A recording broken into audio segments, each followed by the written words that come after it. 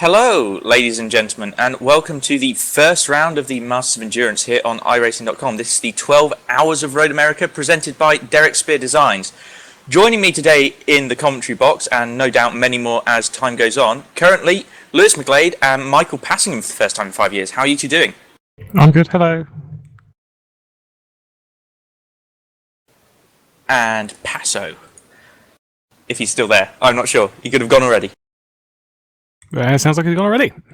Whoops, hello. There we go. So, it's a fantastic start. No, I'm here. I was hitting the... I forgot how commentary works. I hit the wrong button for talking. It has been 5 years. We shall let you off on that one. I am here. Yes, I was just saying that, yes, it's been a long time, but I'm looking forward to sitting around for 12 hours and watching some highly skilled sim racers not crash into each other and drive well.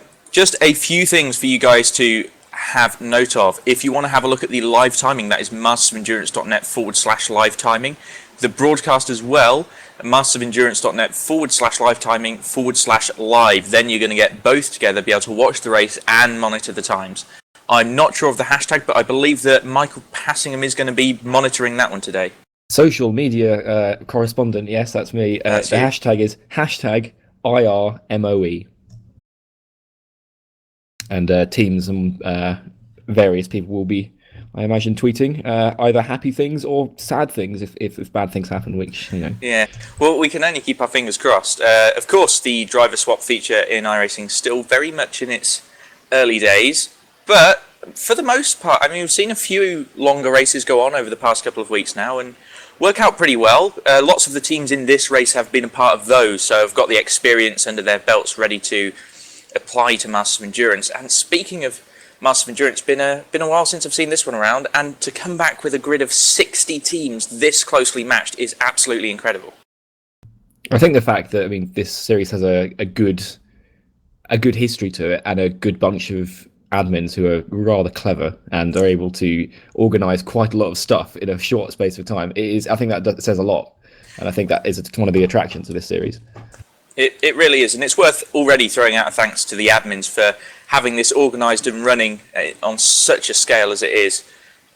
Phil Diaz, Michael Booth and Jonathan Palmer all have been working their socks off throughout the morning to get things set up. Phil Diaz now is even hopping in and helping us on the cameras, so a huge thank you to him. And again, being in America, it must be silly early in the morning. So yeah, lots of props to Phil Diaz at the moment. It's a nice 7 a.m. over in America, obviously. Going later on into the evening for them, whereas it'll be about midnight for us. So whether I'll be awake is another thing. It's going to be, it's to start out the season with a 12-hour race is quite something. It's just literally go out and do 12 hours. It's not a nice little 6-hour race to start with. I mean, don't get me wrong, it's not the 24 hours we've got later on in the season, but it's a pretty tough one to start with, especially at a track like this that's very good at catching you out if you're not fully concentrating. Yeah, Road America is one of those circuits where you'd never necessarily describe it as difficult. But the issue with that is it can lull you into a false sense of security. You take a bit too much curb through the kink or brake too late down into Canada Corner, and you're pretty much having a race-ending accident at that stage. Yeah, that kink in particular, if you've misjudged the way you're driving behind and someone else got in their draft or something like that, yeah, one lapse and you will be into a very unforgiving wall. This is one of the more unforgiving tracks in the world, I would say as well. Just don't get on the grass and you should be all right. But I think like any race, I think lap 1 is going to truly be a test of drivers' sort of concentration and understanding of how the draft works and everything like that. It's going to be quite a spectacle with 60 of them all piling into the same corner. It's going to be tricky, and I'll be honest, I'm not expecting everyone to get out of this one alive, but it's a part of racing. To be honest, they can all get out of it alive. It's just going to take a lot of maturity and patience from all 60 drivers, and it's one of those sets of odds that you can't go and be putting money on. Yeah, this it's the kind of endurance racing when you've got 12 hours ahead of you, you can't just kind of go, oh, quick, let's just go for a move here, or let's just go for a move here. You've got to patiently wait and if you're going to overtake someone, don't just lunge it down any corner, as you wish. You've got to be patient and wait for the right opportunity to appear. And that can take generally quite a bit of time, especially at a track like this. The draft will help quite a lot with 2 or 3 very long straights, albeit one with a lot of curves in it. There's got to be a lot of drivers that are patient out there for this to go as smoothly as some people want it to go. Certainly, and another factor, of course, endurance racing. Big part of that is your strategy, your pit stops, and getting it all worked out properly. Pit road speed limit here at Road America is 72 kilometers an hour, or 45 miles per hour for those still on the older systems and not quite as European as the rest of us. That is incredibly slow for such a long pit lane. So if you can find a way to sort of run a bit longer on the stint, save a bit of fuel and cancel out one stop, you're going to be saving yourself, I would think, in the region of about 70 to 90 seconds. And there have been plenty of races won by less of a margin than that. Well, I'd think today, given the closeness of the field, as in fact I think we can see them starting to actually join the grid now properly, is that this field was incredibly close in qualifying, given the number of different cars, drivers and teams. It was incredibly competitive to get in. In fact, I'm going to go and have a look now. Yeah, so from first down to 60th, I'm making that out as 1.7 seconds, which, given the length of this track, it being over a 2-minute lap, 60 drivers in different cars within 1.7 seconds is phenomenal. Yeah, incredibly close out there. Whether it will remain that close over the entire 12 hours, I would find that unlikely, but just to say that on the first event, 1.7 seconds for 60 drivers is such an incredibly small margin. These guys are all very quick. Everyone driving today are all extremely talented drivers. It's the pace is not an issue. It's just keeping cool and keeping patient and getting that strategy right. Because the pit lane here, I mean, I've not driven it too much, but it's dangerous, and that's why it's the bumps on the entrance to the pit lane. See if that'll catch anyone out. And obviously, with it being so slow, you've got to slow down an awful lot to get to that the speed limit. So we'll see if anyone's going to be speeding in pit lane. It's quite an easy thing to do with such a low speed limit. It certainly is. And currently looking around, you're talking about the quality of the field. I think that our pole sitters, Team Redline, Enzo Benito qualifying for them. This is the first time that I've seen Team Redline outside of a DWC, WCS or Pro Series event in years. So obviously MOE drawing in the big crowds. And it's worth pointing out, Enzo Benito on pole position by 0.4 of a second from Jorgen Jens and Martin Kronkert in the 2 Coanda Simsport cars, who are behind him and rounding out the podium spots for the qualifying session. So stunning effort from Enzo, and he's been a bit of a one to watch in the GT3s over the past season or so anyway in iRacing, decimating the competition, and he seems to not have stopped that form here.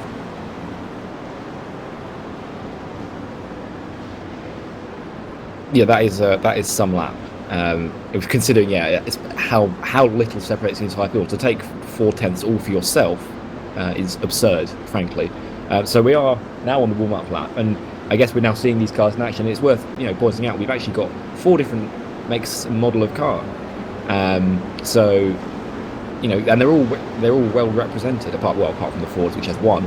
But other than that, we have plenty of McLarens, plenty of BMWs, plenty of roofs, and that that's nice variety, because often in other series you end up with one type of car sort of dominating the field, but not in this case. Okay, well, it sounds as though we've had a couple of issues with showing you the grid on the broadcast itself, so I'm going to quickly run through as many as I can before the pace lap finishes. So, pole position, Team Redline, currently driven by Enzo Benito, so our pole position driver starting the race as well. Second place, Coanda Simsport, the number 11 car, being driven by Andre Bottici to start. Third place is Martin Kronkert in the second of the Coanda Simsport cars. Fourth place, Iberica Racing Team. Fantastic job from them. I think they're the first roof to have qualified, so fastest roof, not a bad accolade to hold at this stage. Fifth position, Simon Trendell for Team Chimera. Sixth is Paolo Valent for AB Racing. Seventh, Jack Sedgwick in the Gotta Go Fast Motorsports car. Again, I've got to say, fantastic work there from Jack to put it so far up. Eighth position is Patrick Pickler for Pure Racing Team 1. I think that's now 9th is Martin Solari for Ham Endurance Team. 10th position is AB Racing Black, and they were qualified by Miguel Nato. 11th Inex Racing Yellow, 12th Virgil Racing. 13th Inex Racing Blue, with 14th position being Falcon GP in the number 76. 15th position Trinity Motorsports, with Pure Racing Team 3 just behind them in 16th. Radicals Online 1 in 17th, with Friction Racing 18th. 19th position is Core Motorsports, and rounding out the top 20 is Orion Race Team. As they're now coming down the back straight, getting double file, ready for the start. So sorry we couldn't get you through the grid there. We're going to focus on the racing, and I'm sure that the grid will muddle itself up instantly as it is. So now coming up towards Canada Corner, the blood pressure rising no doubt. Who are your bets on today, guys, for the winner of the race? I can't look past Team Redline at the moment. I know it's one drive, but that whole lap was just so incredibly fast, and you just have to see if the rest of the team can keep up. Yeah, I mean, without being too predictable, that's terrifyingly fast. You couldn't bet on anyone else at this point, but there's so much that could happen. The sensible bet says Team Redline, but yeah, anything can happen in the next 12 hours. I'm gonna put a little bit of a bet on the number 18 kind of SimSport car, currently driven by Martin Kronker. As they all grid up, leaders now, as the pace car has entered the pit lanes, they can accelerate when they want, or rather Enzo Benito can, as actually we've just got some blinking there from Andre Botticher, and Enzo Benito on the accelerator, good start, blinking from the second position car. Going to have to keep an eye on them, hopefully they don't time out too early. All of the cars streaming across the line now, looking to turn one, hoping that there's not a big accident. Everyone seems to be keeping it just about in line. There's a bit of switching and swapping further back. I think that's Jack Sedgwick looking to the outside for 6th position, as in fact he gets it done around the first corner. Looking further back still, I'm not seeing any big incidents as of yet. Yeah, all good. Yeah, fantastic stuff then to get everyone through turn 1. Yeah, turn 1's pretty tricky, and when you see a few people going too wide, it's kind of scary, but nice and clean so far. I haven't seen any incidents, so yeah, it's good to see, especially for the start of such a long race. So Enzo Benito had actually got a good break and didn't get caught, no one was in the slipstream by the time he got to turn 5. So he's had a good first lap there as they all head into that turn 5. And again, they've all made it through so far. The first 20 or so have made it through fairly cleanly. There's a few side-by-side bits of action going on, but again, it's been a really, really good first half of the lap. And that bodes well. It has indeed. I'm looking back and saw a little bit of what looked to be contact between a couple of the Z4s further back, the 59 car and the 76. Just as they were coming under the bridge, it looked like there was a little bit of a bump, but it shouldn't be too bad. It was just a slight knock.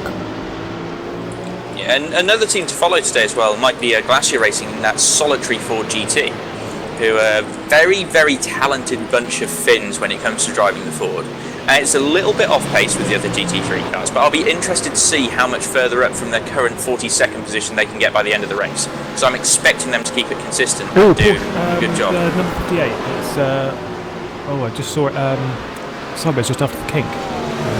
Yeah, it's now in the pit lane. Yeah. Oh, so that has been an accident. I wonder if we can get a replay of that, but I'm not sure.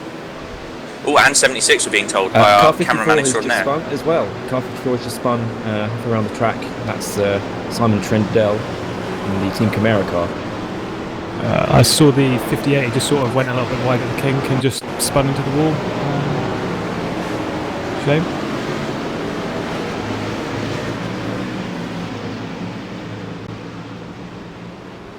So Simon Trendell's he's right at the back of the field now. He spun off just before, I think, where was that?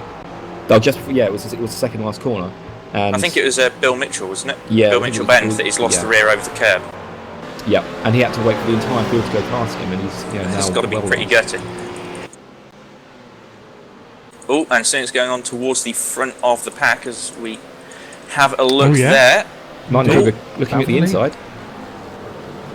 So yeah, the first car in the shot is Enzo Benito. Enzo Benito, there you go. And then Martin Kruger just behind him in the BMW. So this is a battle for the already. This is only lap number 2, I would say. Yeah. Yeah, and worth pointing out, Martin Kronker's done a fantastic job to get heat into the tyres of that Z4. It's a particularly sketchy car early on, So for him to immediately have it on the pace is pretty impressive, especially compared to the sort of turn it on, plug in and play McLarens around him. Yeah, so you said the 18 would be one to look out for, and clearly showing it in this early stage. So just have to keep an eye on this battle for the lead over the next few laps. Flicking through the rest of the order, of course, but I don't think this is over. That Z4's looking pretty quick at the moment. Yeah, looking fantastically quick and immediately applying pressure to Enzo Benito in the Team Redline car. So great work from Coanda. Oh, we've got a slow car on track, and it is Martin Solari for the Ham Endurance team. Oh, and he's slow through the kink, almost causing an accident there with Joe Jr. in the second of the Radicals cars. And there's something wrong with that car. Yeah, and everyone's just streaming past him. Luckily, no one has hit him, but goodness me, there was a lot of too wide action there, and having to avoid him while going too wide is a bit of a thought-provoking moment, I think. Yeah, he's still going slowly. I'm wondering if he's got some damage or a wheel problem, because that car is still not speeding up, so it makes me think it probably wasn't a slowdown for cutting the track. Which car number is that? That is the number 78 car, currently running around, scored in 18th position, although moving back through those positions pretty rapidly. Yes, and into the pit lane, so obviously issues there for the 78 early on.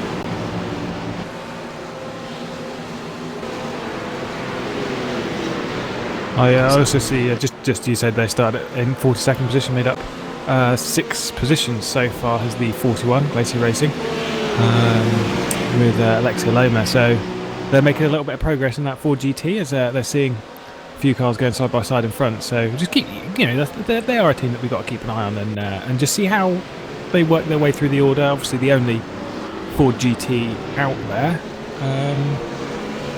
Just keep an eye on them. They're making some nice slow progress at the moment, which is always good. Well, I mean, Glacier are one of those houses that just have such a fantastic repertoire of finished drivers that I think most of them have competed at a minimum of Pro Series level here in racing. So them running around having qualified in 42nd position is not so much a testament of their driving as much as it is that Ford GT is a real struggle to get pace out of at this track.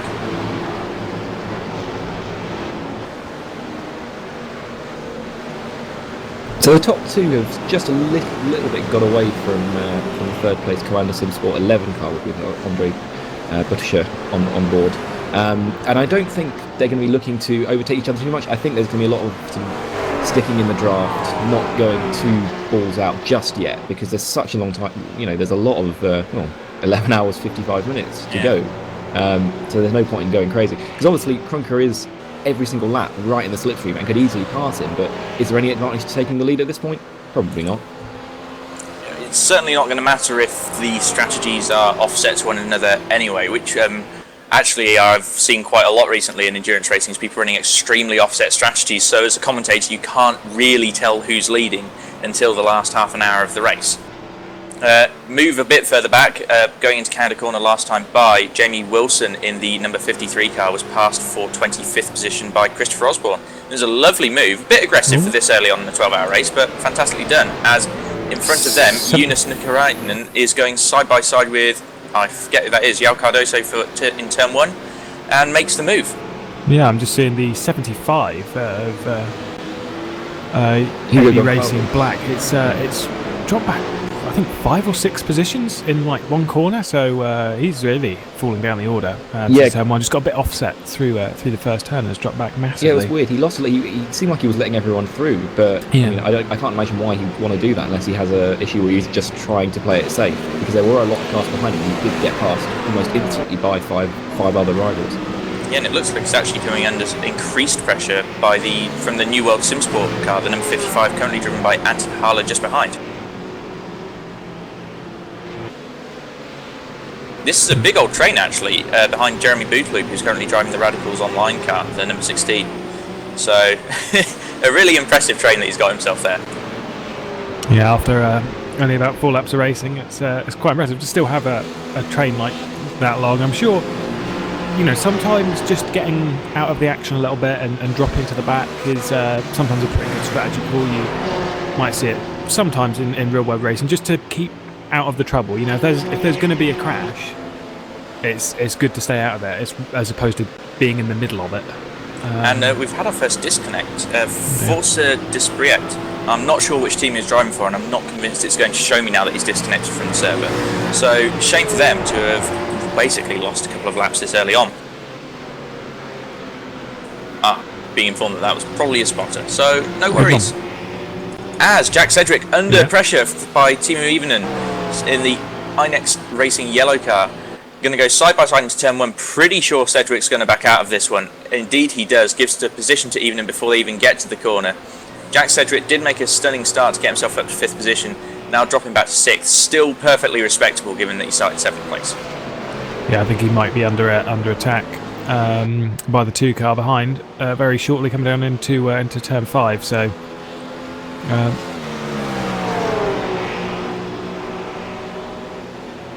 but indeed, yeah, Jack is yes, he's got a bit. Someone, Stefan Ruchler, apologies for the botched pronunciation there. Yes, he's putting him under pressure into turn 5, but is choosing not to pass just yet. Maybe waiting for a more obvious opportunity, a less risky one, because.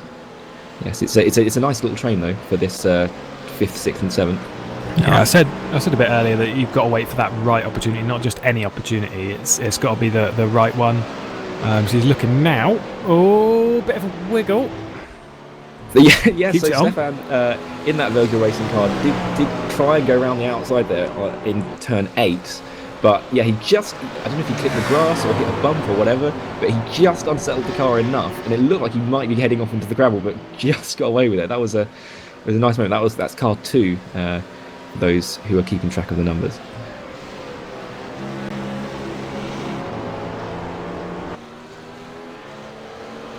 As the 18 now leads the race, we've missed out looking at another battle, but Martin Kronker made a pass on Enzo Benito to put Coanda Simsport to the front of the race for the first time.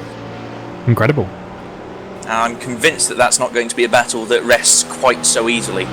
No doubt we'll see Enzo fighting back in the very near future and making this one a properly raucous battle for the first position in this race. Yeah, for me, it's just the way the draft works with this track. With such big straights, it's kind of, I wouldn't say it's easy to stick with one of these guys because they are incredibly fast. But when you're on level with someone, it's a lot easier just to keep in touch without really pushing too hard, because you're just being pulled along all the time. So considering how fast Enzo Benito is, that fight ain't done. Yeah, that was a draft pass. Yeah, going into or before turn 5 actually. It was sort of done on the straight, and yeah, Benito didn't fight it, and just let it happen. But he's still remaining close by. So he'll be enjoying watching the rear of that BMW ahead of him.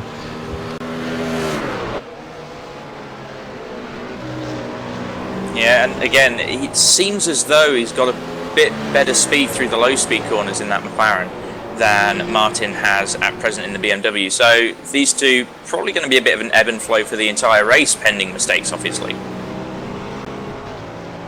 Because both teams have got absolutely stellar lineups. Yeah, definitely the two to keep an eye on. Obviously, very long race, so it's kind of hard to tell at this point who's going to be the victor. It is just under half a day away, so yeah, a very, very long time to go in this race still. And obviously with the strategy that still needs to be played out between these two cars, just got to keep an eye on them. It looks like these two, they're definitely the primary factor at the moment, but one mistake in an endurance race can absolutely put you out.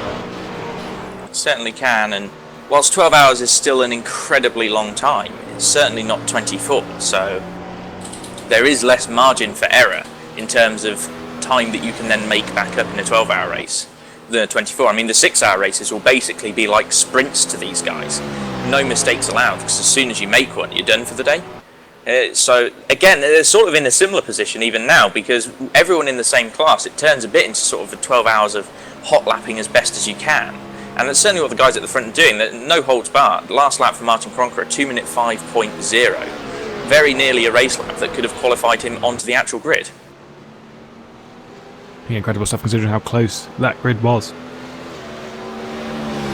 I mean, it's incredible that the guys at the front are already lapping at this pace. We can only imagine that those lap times are going to go down ever so slightly as the fuel drains off as well. Looks like car number 2, Stefan Michelin, is now, he's position 7. He's looking at P6, trying to get past Jack Sedgwick still. Will he go for the draft overtake this time around? He may well do as they head into turn 5, and he has indeed completed that pass going into turn number 5 in his roof over that McLaren. You've got to go fast, McLaren. Currently it's not going quite as fast as the Virgin Racing car. Indeed. I just say it's we've said this many times, long race and all that. He just needs to keep in touch. As I said about being pulled around the track. He just needs to keep in touch with the back of that car, and maybe he'll get another opportunity. If he doesn't, it's a long race, a lot of drivers. To say they're running in 7th at the moment is very, very good for the 69. But that 2 car just getting past, wonder if that's going to make him catch up to the 85 in front, the NX Racing Yellow. Just see if he can close that gap anymore. NX, one of the few teams competing today with a bit of history in Masters of Endurance. NX actually looking through some previous statistics, having technically taken 2 championships in the 2010-11 season, GT0 and GT1. GT0 not lasting too long, but the GT1 championship incredibly well contested, and NX won that one. Also got Core Racing on the grid today, and they went and won the GT2 class back in the 2007-2008 season of Masters of Endurance. So I think it's fair to call them veterans at this stage, because they've been around even longer than that. Yeah, so really, it's a strong brand. Back in the days of Live Speed, they were always one of the top teams. Sometimes caused a bit of controversy. There were some real personalities as well, and it's great to see them. Still got the same really distinct livery and great logo. It is, from my past in LFS, it's sort of comforting to see them still around. Familiar faces. Always good. And again, it's nice to see quite so many teams that have participated in the past, and certainly lots of drivers that have participated in the past in Masters of Endurance events. Also, wonderful to bring the Masters of Endurance to so many new faces and teams and really spread its wings a bit.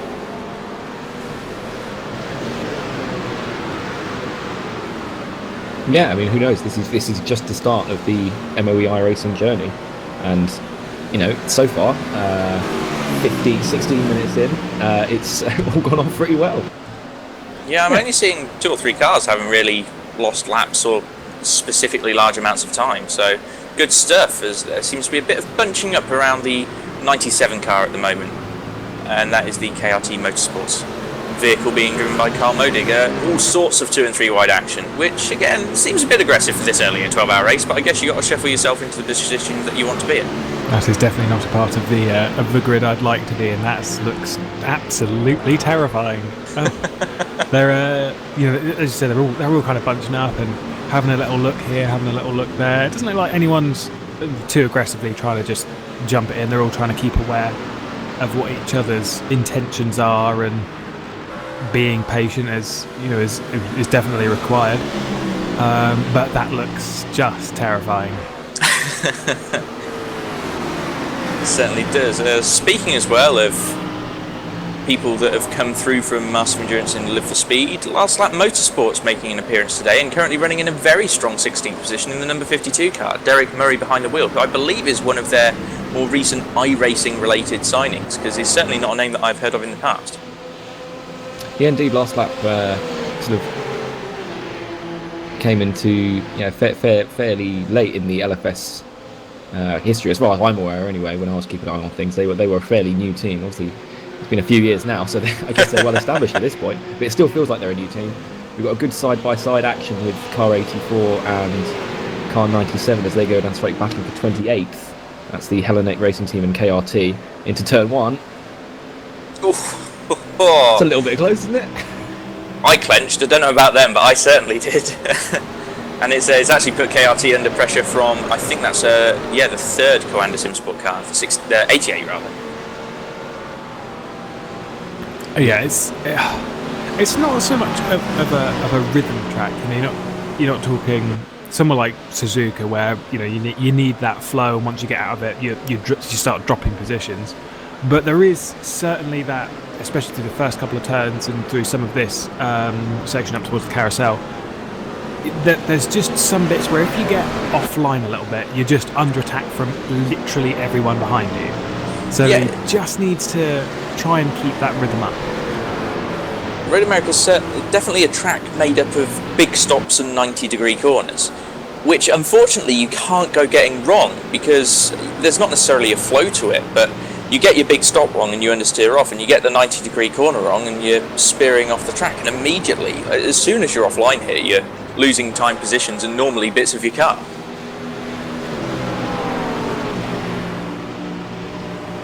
And looking back to the front, still Martin Cronker leading by well under a second, I would say, from Enzo Benito.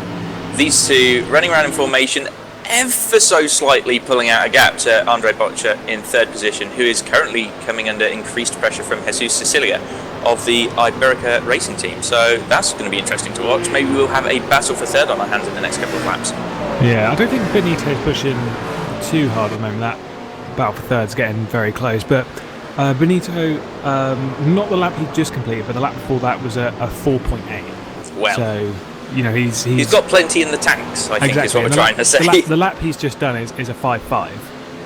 So I don't think he's pushing too hard. He's just, keeping himself controlled and just being patient. And he's not close enough to really make a move. He's just sort of sitting there and going, "It's all right, my time will come." Jack Sedgwick in the 69 car currently coming under pressure from Patrick Pickler in the, I'm going to get that wrong every time, in the Pure Racing Team 1 number 7. Behind there was a big mistake as well from Jeremy Bootloop in the Radicals car, but he seemed to hold it together pretty well and maintain position from the guys at Core and Inex just behind him. So it was a big moment there, but he held on to it fairly well. I think these BMWs are pretty forgiving when it comes to having moments, though. Yeah, his train's breaking up a little bit, but I think we've all had a little bit of a moment. For those of you that have driven the Z4, I know me and Oscar have driven it quite a bit. We've all had a little moment in that car, and it's absolutely terrifying when it does, because usually the car's quite nicely balanced, and then it will just sort of snap randomly. But it's usually quite a nicely balanced car. And not like an amazingly difficult one to drive, but to drive as fast as these guys, you've got to be really on it. Yeah, and I think another thing is the consistency that these guys are performing with. Yeah, just that's really the scary bit. Yeah. I try to avoid driving cars that will bite my face off without warning, so I sort of stick to the more forgiving ones. But big respect for those who dare to tackle these beasts. And not only tackle them, but tackle them as fast as these guys are, and as Oscar alluded to, as consistently as they are. It's an incredible feat to see this, and then when you hand over to a co-driver and then be up there with you as well, time-wise, and as consistent to beat another team here. You've got to be on it for the entire 12 hours. It's you can't let it rest at all. You've got to be completely focused, which is why I've got absolute respect for all of these as Bootloop's coming under attack a little bit. But just a little look, and not really a move done from the 33 car behind in the Core Motorsports car. That Core car is performing pretty well at the moment, to be honest. I think it's the third of the roofs at the moment in line. Yes, indeed it is. Iberica being the fastest, and again applying increased pressure to the second of the Coanda cars. Virgil Racing, incidentally, another roof applying pressure, only to the back of the Inex Racing yellow number 85 car being driven by Timo Ivonen. I said that one was going to close up when a Virgil Racing car got past the Go Fast Motorsports car. So it's closing up. Whether there'll be that much position change, they look fairly balanced on pace. Are these two at the moment? So as the race goes on, I'm sure that'll chop and change. It's tyre degradation and all that. It's going to be something to keep an eye out for. as one of our spectators erupts with excitement as the Glacier racing car, the 4GT, moves into the top 30.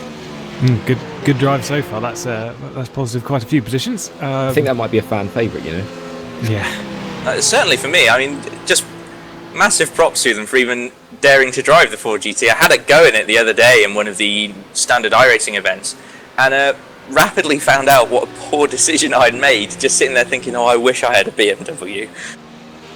This poor 4GT really does struggle, but again, Alexia Loma driving the socks off it. I mean, a 6.6 in the 4GT as a race lap's got to be pretty impressive.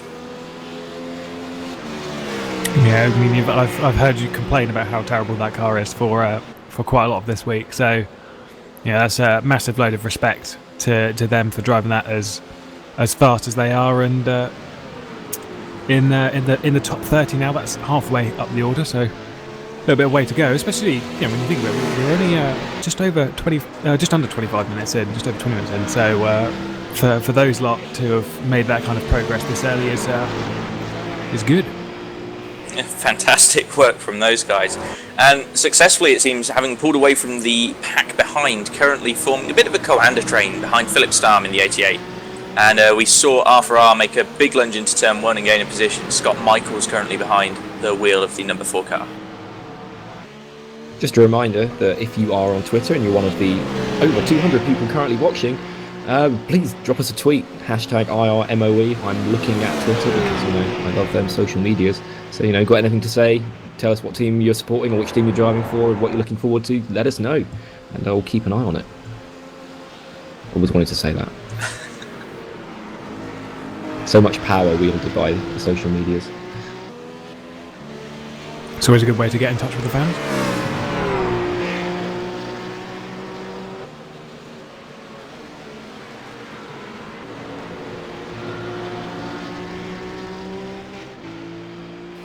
Just a quick note from Race Control. Apologies to the guys viewing the broadcast.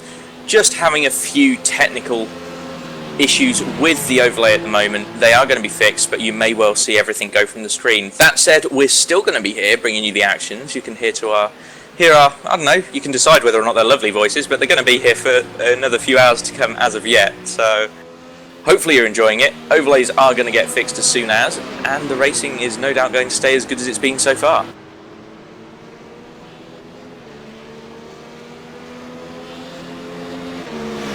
And just another reminder, should you want to keep on top of your team's position or just a team that you support's position, please go to mastersofendurance.net/live timing, now fully updated and functioning with team names, drivers, and just about all of the information that exists on the planet about this race. Fantastic stuff there. That's really useful. They just added the team name to it, so now we can...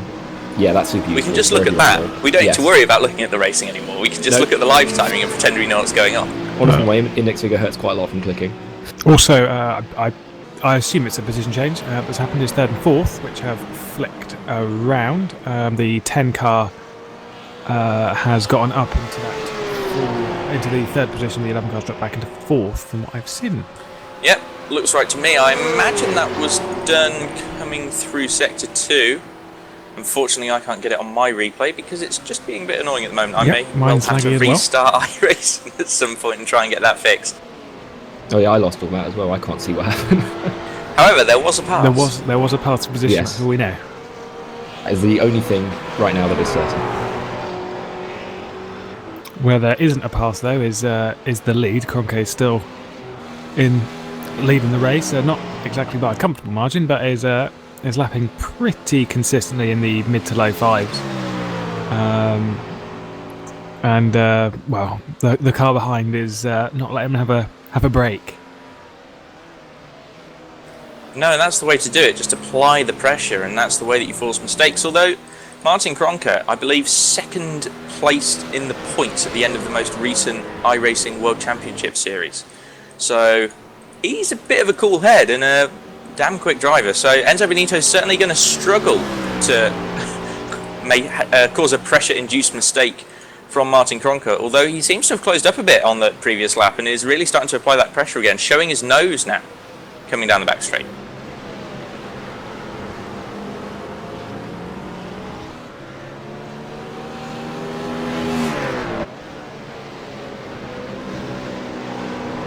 Well, we'll have to keep an eye on this duel for the lead. It's I'm kind of in the mindset of it'll keep close for a while, but it's more of a strategy move through pit stops or whatnot that will change up the position between these two.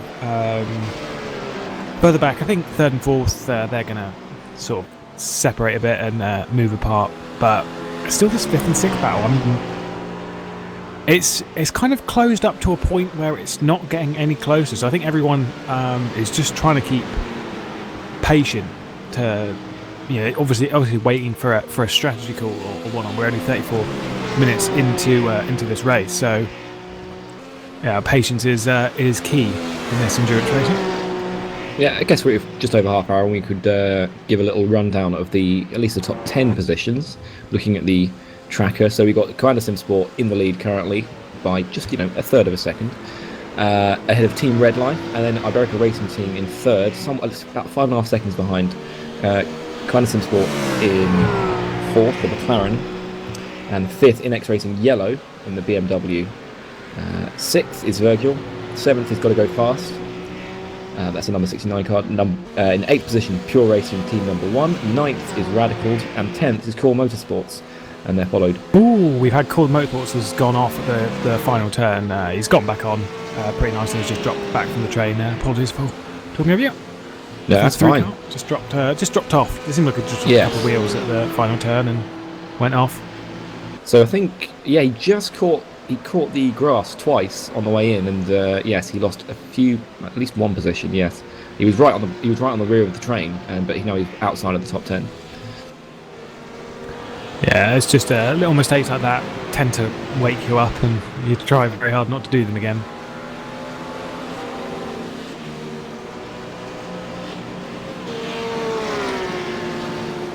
Okay. Just car 7. They're going side by side. So that's the 7 and the 69. As Jack Sedgwick moves down another position, giving a space to the 16 car as well. That's Boot Loop in the Radicals Online 1 car, but not quite getting past at the corner following into turn 6. That's a really difficult corner to pass at. It just doesn't. It doesn't lend itself well to overtaking. It lends itself well to crashes if you try to overtake. Crashes. Yes, but not the actual overtake you're looking for.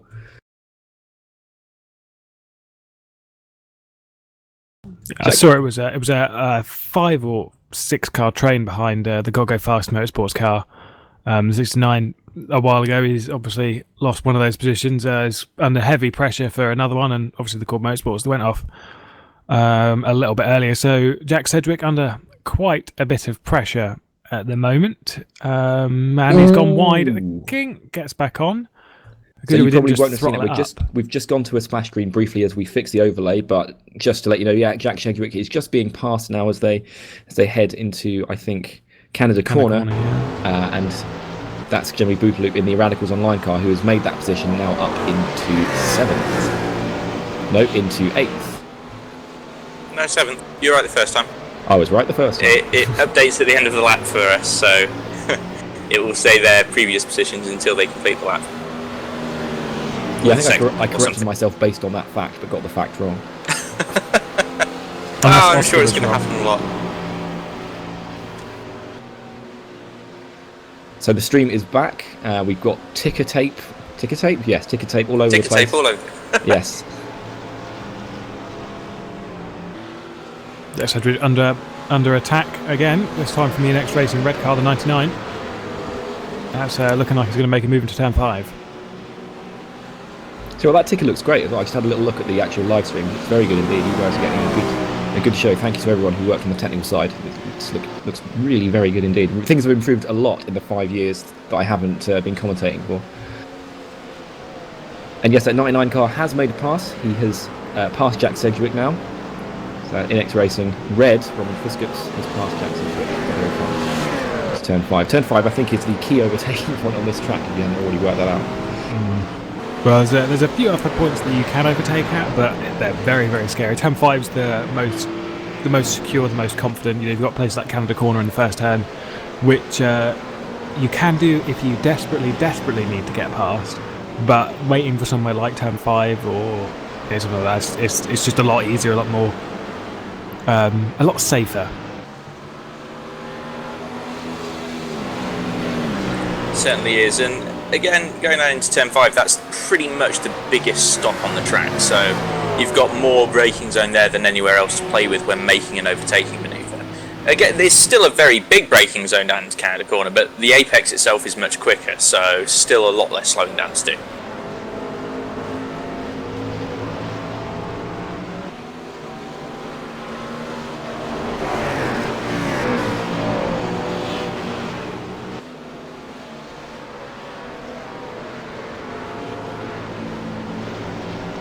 So we've had a question in on Twitter from Ollie Bakala using the hashtag IRMOE. He's asking, what are the fuel consumption differences between these cars, if any?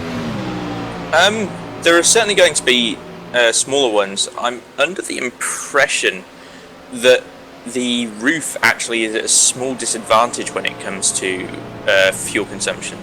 It'll be interesting to see whether there have been balances made to fuel tank sizes within the series anyway, but it's all going to come down to when people pit, because again, there's going to be offset strategies. Some teams will be fuel saving, some teams will be pushing it all the way, so it's fairly tricky to call. I mean, I'd think actually in the next 10 to 20 minutes we're going to see most cars enter their first pit stop window.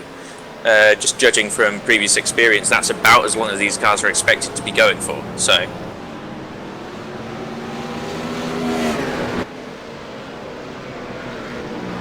So he's going to change a position for 7th. Radicals on line 1 with Jeremy Boothloop in the BMW has passed Patrick Pichler in the Pure Racing Team number 1 car. That McLaren, that was into turn 5. Yeah, I also saw a slight position change between 16th and 17th. That's the 24 car and the 27 car. There's a BMW backwards. Yeah, Pure Racing Team 3, yeah, who were running in 12th. That engine's done.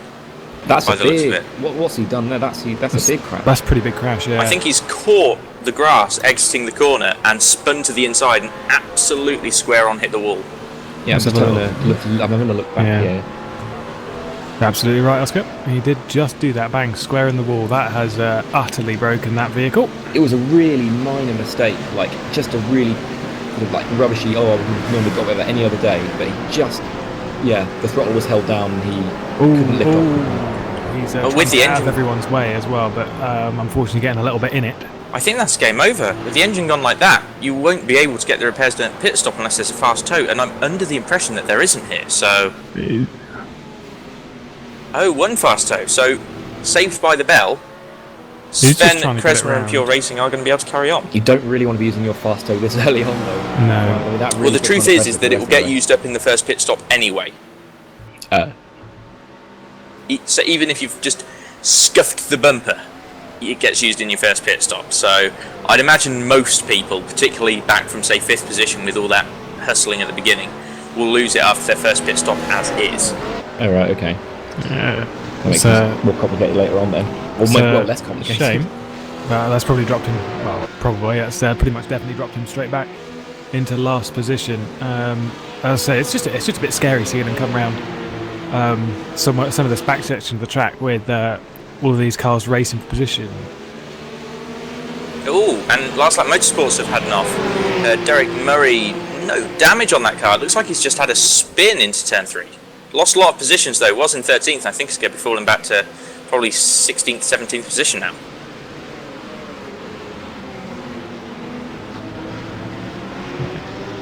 I think he's dropped back quite a way, as you said. So it's a bit of a shame. But just have to keep out of trouble. We're seeing a few mistakes from some drivers at the moment. I wouldn't think the tyres are going off that much just yet. So no, I wouldn't have thought so either. Maybe it's just adapting to the ever-changing level of the fuel. Obviously now running pretty much on fumes compared to at the beginning when they would have been stacked up to the brim. Yeah, that I don't know. Sometimes you have a little slip. You start thinking about something else. It's fine. It's endurance race, and I can just do some consistent laps and let my brain wander. And before you know it, you've just pushed a little bit too hard. You've got to think all of these guys are pushing to the limit. They're trying to use as much of the track as they can, even now in the race. And sometimes it's just a little bit too much. And Sven Kresmer did make his way to pit road in the 59 car, getting the fast tow. all nice and better. He'll be able to carry on, but has fallen down to the 56th position. So a bit of a mountain to climb for that team now. That is indeed. And I mean, I've seen this a few times. I've just sort of had a little look through. But there's one car. Oh, actually, we've got a position 24. The car 24. The Radicals Online 3 car. Just having a little bit of a run up towards turn 1.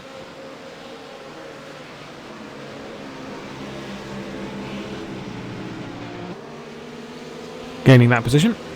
But yeah, there's the roof, a couple of positions behind the Velocidade Endurance team, the 27. I've seen them hit, or the driver at the moment, push just a little bit too hard. Yeah, a few big moments, so you just need to get that under control and keep calm, because that's going to You'll run out of luck. That is going to end in a crash fairly soon if you don't. It just leaves the position for the 35 car. Just moves out of the way, lets that one slide. It's always tricky to sort of gauge how much you should push in an endurance race.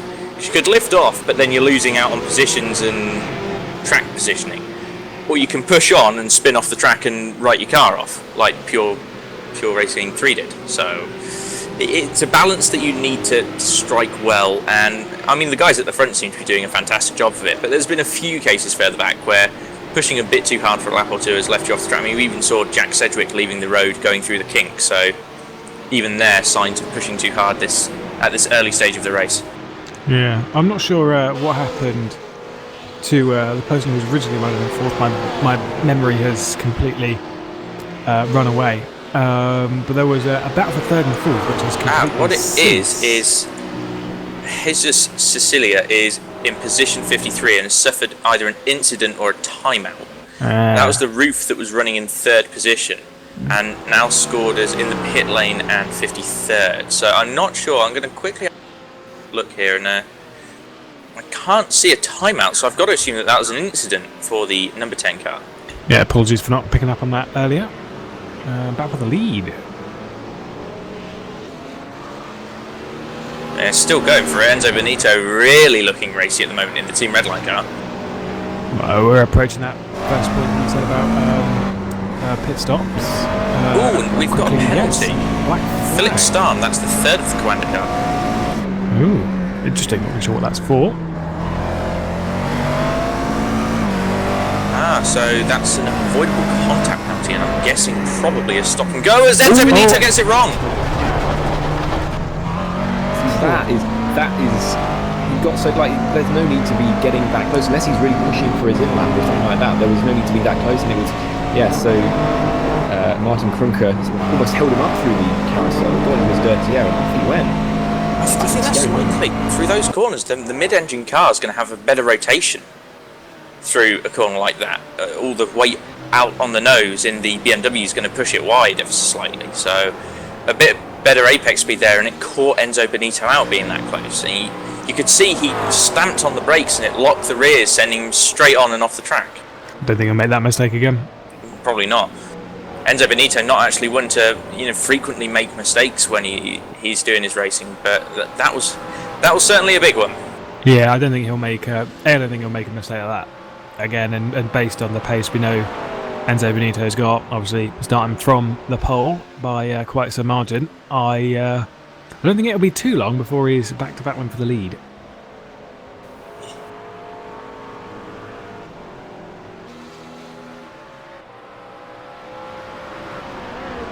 Currently being told that sort of an average stint length, so I'm sure that we'll see shorter and longer, but somewhere between the 26-27 lap mark. So the leader's currently on lap 21, so yeah, we're sort of heading towards the pit window. 12 or so minutes away, which makes it out to around about an hour. So yeah. 12, would that be a 12 pit stop race or an 11 pit stop race? It'd be about, dependent on strategy between people, it'll probably be anywhere between 11 and 13, depending on how many crashes you have, I guess. Yeah, basically how many crashes you have. I think it's 11 if you do hour stints. If we do hour my stints, maths is it'll be awful 11. whenever I do broadcasts. Yeah. As there's a battle for P7. If I can find it, because everything's going funny. The 7 car? Yeah. It's Piccolo who's in the 7th position, 8th position now. He's dropped behind the Inex Racing red car. The 99, who's making his progress through the field. A steady charge, I think it's fair to say. Yes, but that is what these races are all about, is a nice, steady charge, not aggressively chucking it anywhere. You're just slowly pushing your way through, especially when you're this close to pit stops.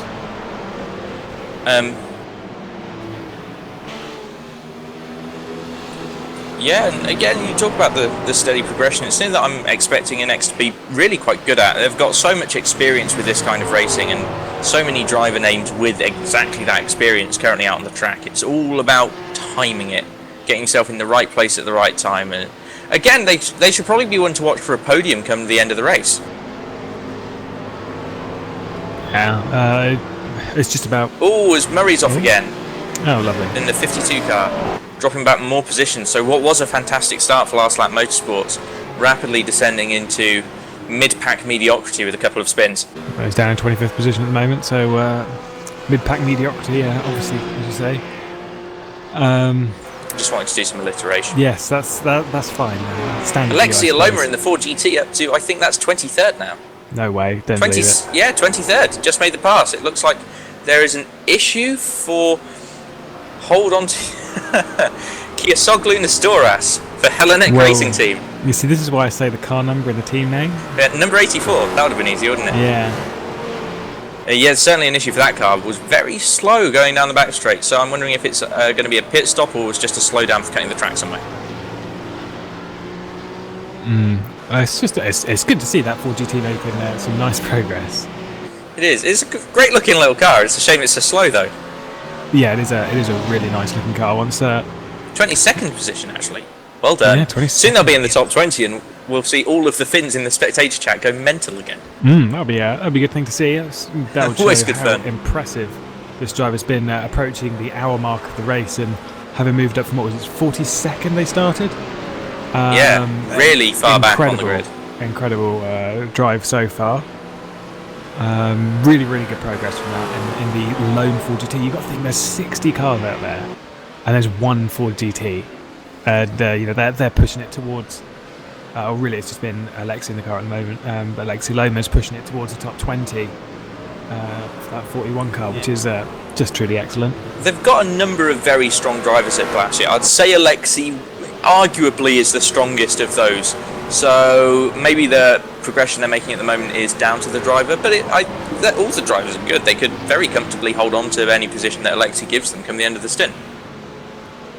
I think as well, there's probably a lot of teams that's thrown their best driver in this early on in the race. Well, certainly, I think best example of that would be the guys currently running 1-2. Yeah, they've clearly thrown their two best drivers, the ones they feel will get them into the best position and the best place earlier on in the race, which although it's endurance racing and it's a very long race, track position is absolutely crucial in these early stages. Just to keep out of the trouble and to keep comfortable. You think when you get into a car, if you're running 41st, it's that's not great. You're a little bit down. Whereas if you've gone into a car that's running in second, your confidence is high. Maybe a little bit nervous, but your confidence is there, and the confidence in this kind of race is key.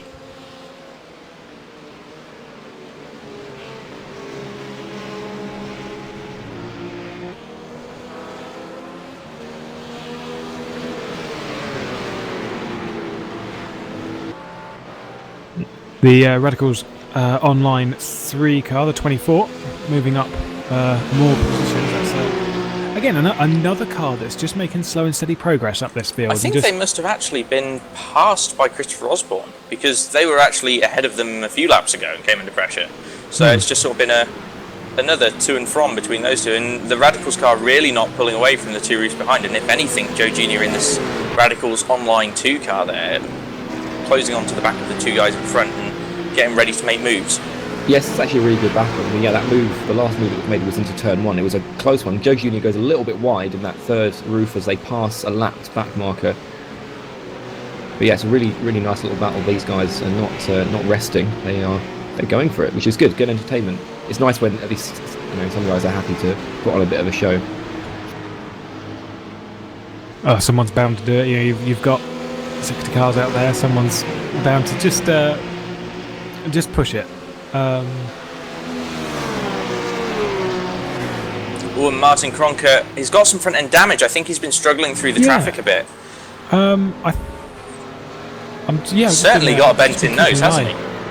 Just been keeping an eye on it. That's what I was spent about a little bit earlier. Yeah, something's happened to that. Getting through some of the traffic. Obviously, a lot of cars to get through. Traffic, a key part of this race. And it's just a little knock to the front right of that. So, wonder if that'll play into the strategy at all, because obviously that's gonna, if that kind of stuff keeps happening, that's gonna make some very interesting pit stops for the team. Yeah, I'm thinking back marker punishment there. It's what it looks like, doesn't it? A bit of a bump to a back marker that wasn't getting out of the way. Yeah, I distinctly remember you doing that to someone that was actually in second place. I would never do such a thing. I'm a much cleaner driver than that. I'll believe it when I see it. Wasn't convincing, was it? No.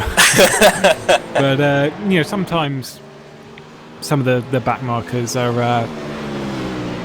not awake, I think is the best way of putting it. It's just having like, a hello, nap. I'm here and I'm trying to get through. Can you move, please? It was a pretty slow lap for him, I suppose. A 2 minute 6.0, which is still an incredibly fast lap.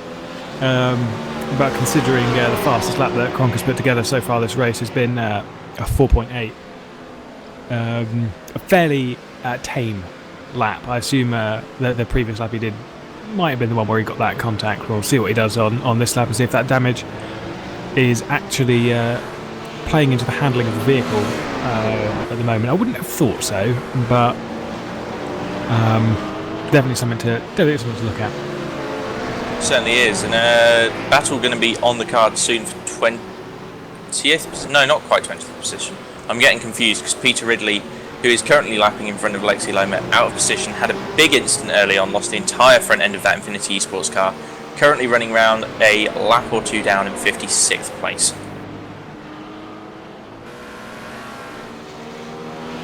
Yeah, hold on. I've just the Team Redline car just dropped way down the order on live timing. I assume it was just a glitch because he's still there, fine. But I was looking at it going, he's down in 10th. Yeah, that live timing's been a little bit funky for the last 5 minutes. I've looked at it and thought, what?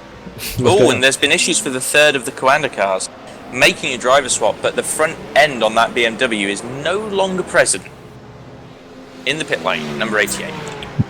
That doesn't look very good. Is that some kind of is that a glitch? Or no, I think he's actually balked the front of the car. I'd love to be able to see it, but being informed that that's a penalty for having run into the back of someone. So that explains where the bonnet's gone. Or the hood, depending on. We are in America. Yes. I suppose we should go by that. Does that mean when we go to Japan we have to say the word hood in Japanese? No. Oh dear. No. I'm sure that falls under social faux pas or something.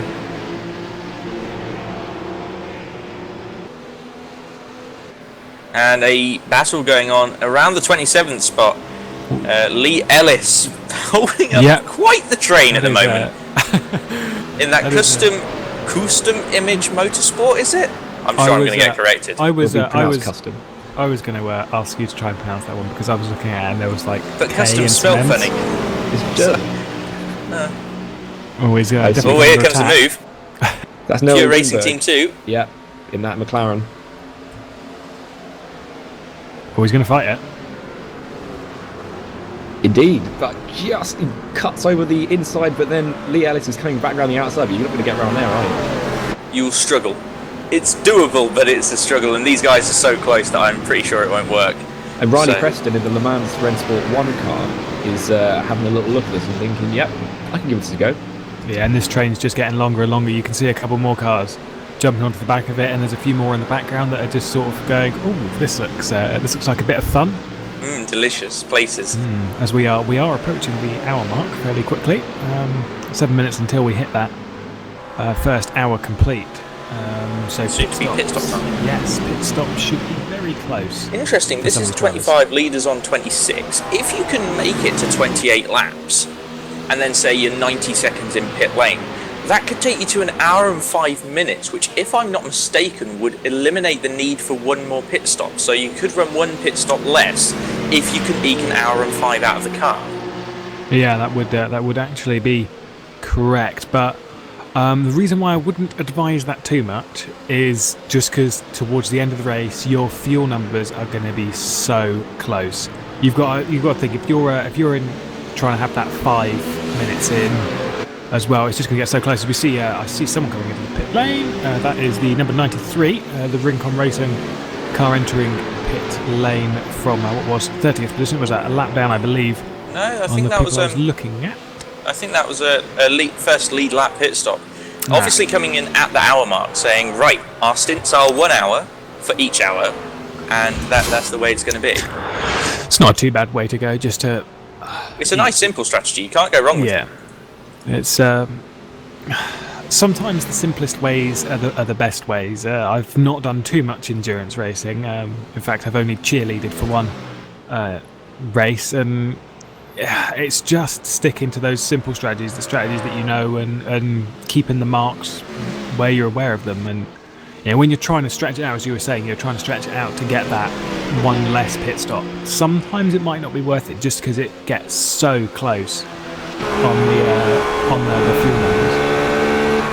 I think I next watched an endurance race recently where I think 3 pit stops in a row, William Levesque was actually coasting down the gradient of the pit lane with no fuel.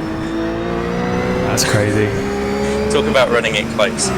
But it's good to have that kind of accuracy that, as a driver, it's somewhat scary to just be that close on numbers.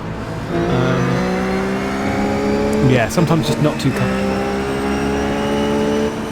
So you're currently riding the ball with Christopher Osborne. It's P14, car number 83, Direct Clutch Motorsports. He's running just behind and in the slipstream of Jonas Nikarinen in the running position line number 3 BMW. He's really, really close. But not quite making a pass into T1. Maybe perhaps a little too close. If you're not going to be making a pass, you don't accidentally bump him off unceremoniously, because you're probably going to get a penalty for that in unnecessary contact. But as it was, they were fine, and Christopher Osborne continues to have a hunt. 85 in the pit lane, I think. Unless live timing is glitching. No, the 85 is in the pit lane. Oh, lots of pits at the moment. I can see New World Simsport in there as well. Trinity Motorsports, AB Racing Silver as well. Another team entering the pit lane, which would make me believe that the leaders would probably be in fairly soon. I think end of this lap is likely, certainly for Cronker in the Z4. I'm going to keep my eye on him. He's in some traffic at the moment and see what he does. So Christopher Osborne did actually complete that pass, just to keep you updated. You're not seeing it on screen, but he completed the pass at turn 5, went off the road at turn 6, but he's still just about ahead. Yeah, Cronker in the pit. Oh yeah, leader pits, and so does second. Benito. Now let's see here. Will Benito try and maybe take a couple of litres less of fuel and get the job done? Oh, AB Racing car staying out. So never mind. I was looking at a lap car. That's what happens when you click the back car. I'm not quite up to date with this. Commander's coming in. Racing. Car 11, yep. Stefan Mush. Virgil Racing carrying on, so they're going to lead. Indeed. That was what I was actually trying to look out for, was who was actually going to take the lead, if anyone. But I accidentally clicked the back marker, I'm sorry. Okay, I'm going to keep an eye on the Coanda Simsport number 18 and Team Redline cars in the pit lane, see who gets away first and if any time is gained or lost by one of the teams here. What this does mean, obviously, through the pit stops, but that Ford GT is actually running in the top 20 at the moment. Probably close towards the top 15 at the moment. Go Glacier. that lone Ford GT. I'm sure it's going to come up quite a few times in this broadcast.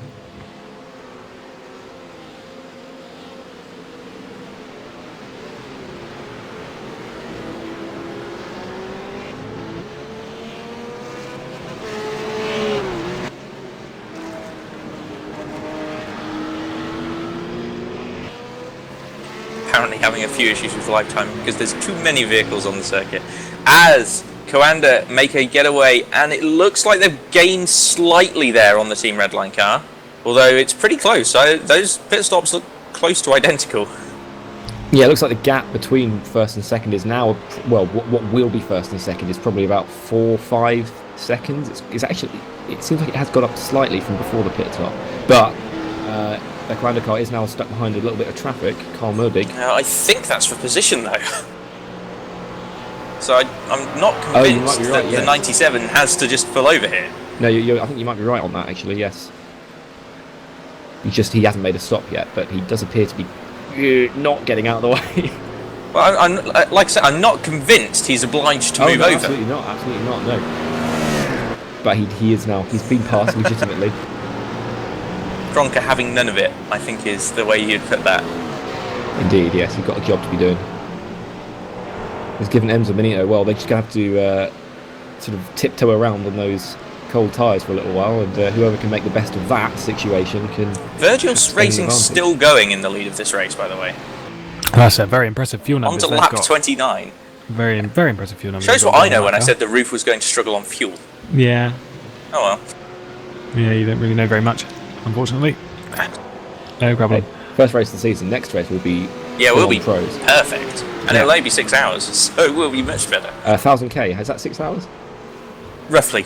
Probably about Excellent. That. And then 24 will be a total complete mess. By the end. Hopefully. At least one of us will be crying by the end. By the end, I'm thinking hour 12. Oh, and there is a battle going on for what looks like roughly 40th position. Hellenic Racing Team coming under pressure from... Oh, it's actually the Iberica Racing Team who had big issues early on after running in third. Trying to make a move around the outside down at turn 5. They're going to struggle, but I think they might actually get it done here. Indeed, they do. Oh, running a bit wide, but keeping the power on. Lovely job. I'll tell you what, that is a great looking car as well. That Iberica Racing Team car, Sennheiser logo. Minus the damage. Yeah. Oh my goodness, a Ford GT leads the race apparently. No, I don't believe it. I don't believe it either. Do they actually? Hold on. They're running in 8, according to my... have they passed 7 people in the pit lane though? I think the tracker might be... we do apologise. The tracker might crash if a Ford GT leads. We do apologise. The live timing in iRacing can sometimes be a bit annoying because it's... I think it's struggling with the number of cars. Yeah, and the amount of cars we've got here, the 60 cars. It's like a broken clock. It's right twice a day, and you've got to look at it at the right moment. Yeah. They're showing as second on the live timing. But the two cars in pit. So if they can stay out, and the two. Who will stay out longest? Oof. Could we have a Ford GT lead? Ooh, that's it. That would be a laugh. Oh, Muselar is pitting, so our leader into the pit lane. Virgil Racing number 2. Quite exciting. Oh, he really got it squirrely on the brakes though. As I said, there's a few bumps on that hill. I mean, I did try entering it in the Star Mazda, and I crashed every time I attempted it. There's a few bumps there. I'm thinking that even now, well, I'm not sure. Will Alexei actually get round before Muselar leaves the pit lane? I'm not sure. I hope so. It would be lovely if this 4GT keeps on going. Well, if he's running in second, that means the two cars. I mean, Enzo and Enzo's behind, so should still be able to, maybe, kind of, maybe. We're about to find no, out. it comes into the race. Well, next time. God, you could have led a lap, man.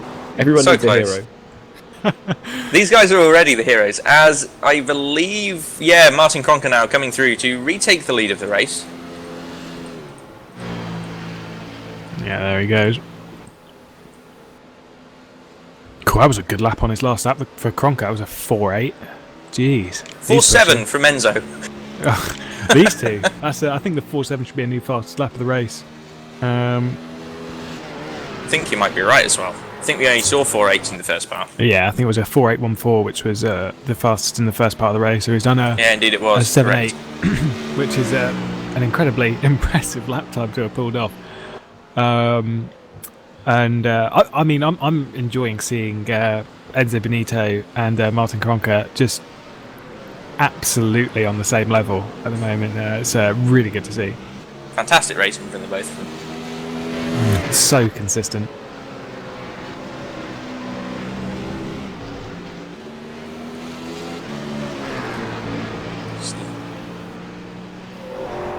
those two still close at the front. Be interesting to see if there are any big movers and shakers once all of these pit stops have cycled through. Wondering if maybe Glacier will have moved themselves into that top 20 on a permanent basis. Gonna look back to them now. Looks like they're coming back down pit lane, but scored in position 22, so I think they've actually lost out. Yeah, but the timing and all that is going to be completely all over the place for. Oh, and they've come out in a bit of a squeeze. Very tight through turn 1. And yes, still under pressure. That's the battle between the Hellenic Racing Team and Iberica Racing Team. They've come out in between. They're actually ahead a lap on those two, so should really get given right of way. But that 4GT a bit slower at the moment. Yeah, from what I'm seeing, there's only 2 cars within a top 25 that haven't pitted. You've got the Pure Racing Team, which is the 7 car, running in what scored on live timing as 9th place, as well as the 84 car of Hellenic Racing Team in 24th. So those two, this is according to live timing, could be incorrect, but according to live timing, have not stopped. Although I would assume the Pure Racing Team 1 have, because of their last lap being a 3:20, which is a very slow lap. It is indeed. It's kind of like the lap I'd pull off if I was driving these. at pace, though. Yeah. Yeah, that's a flying lap. That's a really good lap as well, if I did a 3 minute 20. Oh, okay. Fair enough. I'm very, very quick in these cars, other than the bit where I'm All of the losing tracks. 1 minute and 15 seconds over on. Yeah. Well, it's okay, because today you're in the commentary box, so it's not a concern. Yeah. As to how quick or slow we would be, the answer being slow. You can't crash the commentary box either, which is good. Well, I could try. Is that a challenge? No. Oh.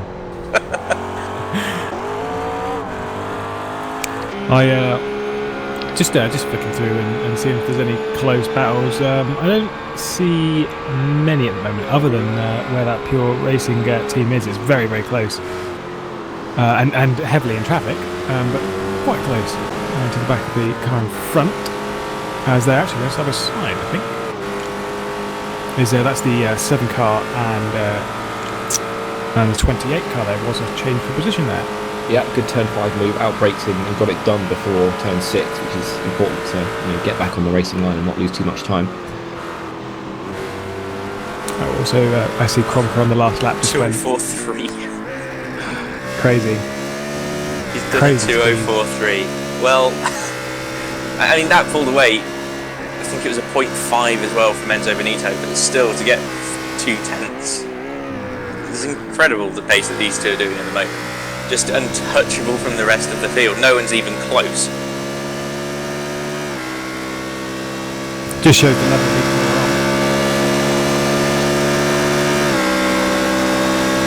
Really is incredible. Seeing lots of good names who are joining and spectating briefly, who are going to be driving the cars a bit later on. Of course, we've seen Cronker and Enzo stay in the cars after these first stints, but you'd think after the second one they're going to be popping out and letting someone else take over.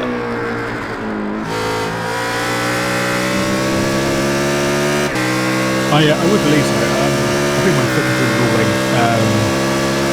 the limit on how much the time the driver can do in the car is like 60%.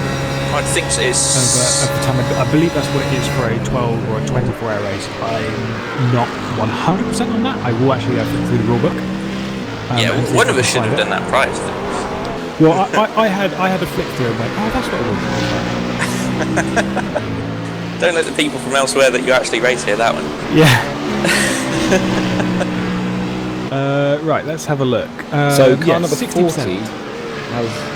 Car number 40 has just gone off, I think, at turn 1, and a whole host of cars. He's position 49, that's Andreas Schwarz, also a racing fan, and moved off at turn 1. Luckily no one hit him, there was a lot of cars that went past. And a huge pile of cars. Car 69, got to go fast, Jack Sedgwick in position 10, overtaking Sylvain Pomerard into turn 5, and there's more cars ahead of him as well. It's a bit of a mess going on. That is a huge mess. Good lord. And I finally seen the livery on that. Got to go. Yes, yeah, mine's that's Comic Sans, isn't it? Yep. That is atrocious. Yeah. You can thank Jack Sedgwick for all 30 minutes of the effort that he put into making it. Yeah, spoken to Jack, not for a while, but when we drove. He's a good guy. He's not stalled yet. Yeah, He's had to do a pit stop and everything. He always used to stall his car, so it's quite impressive. And for the LFS viewers out there, he's not wrong. So all positives. But I'm just saying, using Comic Sans, that's about 1,000 points of respect off. Sorry. So you're currently watching the battle. The car ahead is Norbert Rebelski in the High Res Racing team. That is a car that's a lap down, but Jack's actually currently not overtaking him or lapping him just yet. While behind him is now starting the race. McLaren, Monster Energy Racing, that's down in 55th position, 25 car. Just had a really big moment in California. That really scared me. Jeez. He's not looking in the right direction anymore. No, that's a very that would be what I'd call an Oscar move. Thanks. No why, problem. why on earth am I getting all of the abuse today? I've not done anything wrong yet. That doesn't know. Oscar spins a lot. Not recently. Only when I'm under pressure for a championship. Mm-hmm.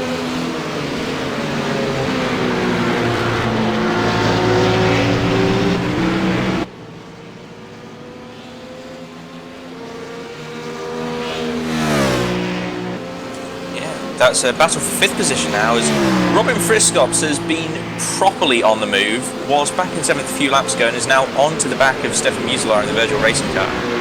Looking to make a move and looking very racy about it. The Inex guys coming into form in this second stint a little bit. Yes, the 99 versus the 2, so two very distant numbers, but very close on track. As the 2 car, Virtual Racing cars, just pushing a little bit too hard through turn 6 and dipping 2 wheels. Can't do that too many times, otherwise you will end up face first in a wall. Yeah, and we've seen that happen to a few guys already, and after those first round of pit stops, most people will have lost the fast toe, so now under pressure to not stack it, because once you do, you can very easily get too much damage, and you can have race-ending incidents in iRacing with the driver swap system, so you've got to be careful with it. And yeah, with driver swaps and the way endurance racing works, you're not just ruining the race for you, you're ruining the race for the 2 or 3 other drivers that's in the car as well. So it's very, very important not to stack it, especially not at this early stage where just past in an hour and 15 minutes shortly. You don't want to stack it now. Yeah, otherwise you won't ever hear the end of it for years to come. Frankly, no one has time for that kind of thing. So you're still watching Robin Friskops in the BMW chasing down that Virtual Racing car of Stefan Muselar. I pronounce that differently every time, and I think that's one of the staples. You've got to remember this is one of the staples of sim racing broadcasting. It's not being able to pronounce 180 drivers today. Yeah, we are terrible at it. But if you'd like to tweet us at #IRMOE and correct any pronunciations, that's nice, useful for everyone, really. Friskops is getting closer and closer in his Inex Racing red BMW, and as they head down the straight towards turn 5, I'm thinking he might be having a go at it. Or if he doesn't, then he's staying behind and waiting for later. He's actually he's lifting off the throttle. Yeah. He's not off the pass. Well, still even at this point, you're just driving. That's sort of like when you look in motorsport, like with their 10500 and things like that, where you're racing until that, you're driving until that last bit. You're not. It doesn't really matter about racing too much until you hit that last hour. At which point, it's literally you need to go for it. You need to pass positions and make the moves work and make them stick, because as I said, patience is everything here in a 12-hour race, and you don't want to have been at trying to make a move work that you really shouldn't have been doing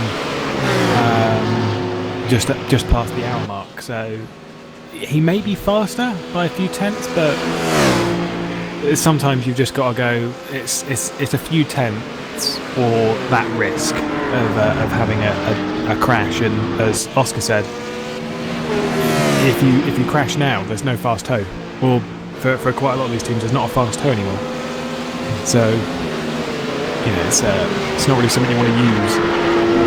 Indeed, yeah. And the only real benefit to passing, if you know you're much faster than somebody, then you want to get past and get away. But if in P5 and P6, and the only reason you sort of understand is because of the draft. It's just beneficial just to sort of let them make the mistakes, let them account for lap cars, let them do the work for you, really. And I think that's what Robin Fishcox is currently doing as they head back into turn 1 again. Yeah, it's not like these guys are playing for 40th. They're battling for the top 5, and Buchler catching the 16 car behind. So he actually was half a second faster on the previous lap than the 2 in front. So maybe that's putting Robin Fishcox under a bit of pressure. You know, he's got to go right. I've got to make a move. He's actually having a look right now into turn 5. And through he goes into that 5th position. Just slithered his way through. Got on slightly off track, but yeah, that was a pretty much textbook move. Yeah, nice and clean. But as I said, you've got the Radicals Online 1 car behind of Jeremy Bugalit that's just catching the back of this battle for 5th and 6th. Yes, now the camera's now focusing on that car, the red wheels BMW Radical, the number 1, so the number 16 Radicals Online 1 car, and heading through the carousel, just feathering the throttle through there. It's willing you to just stick your foot down, but if you do that, you're off, and you just have to be patient. Yeah, it's one of those corners where if you get on the throttle too early, the car is just going to push up and go off track.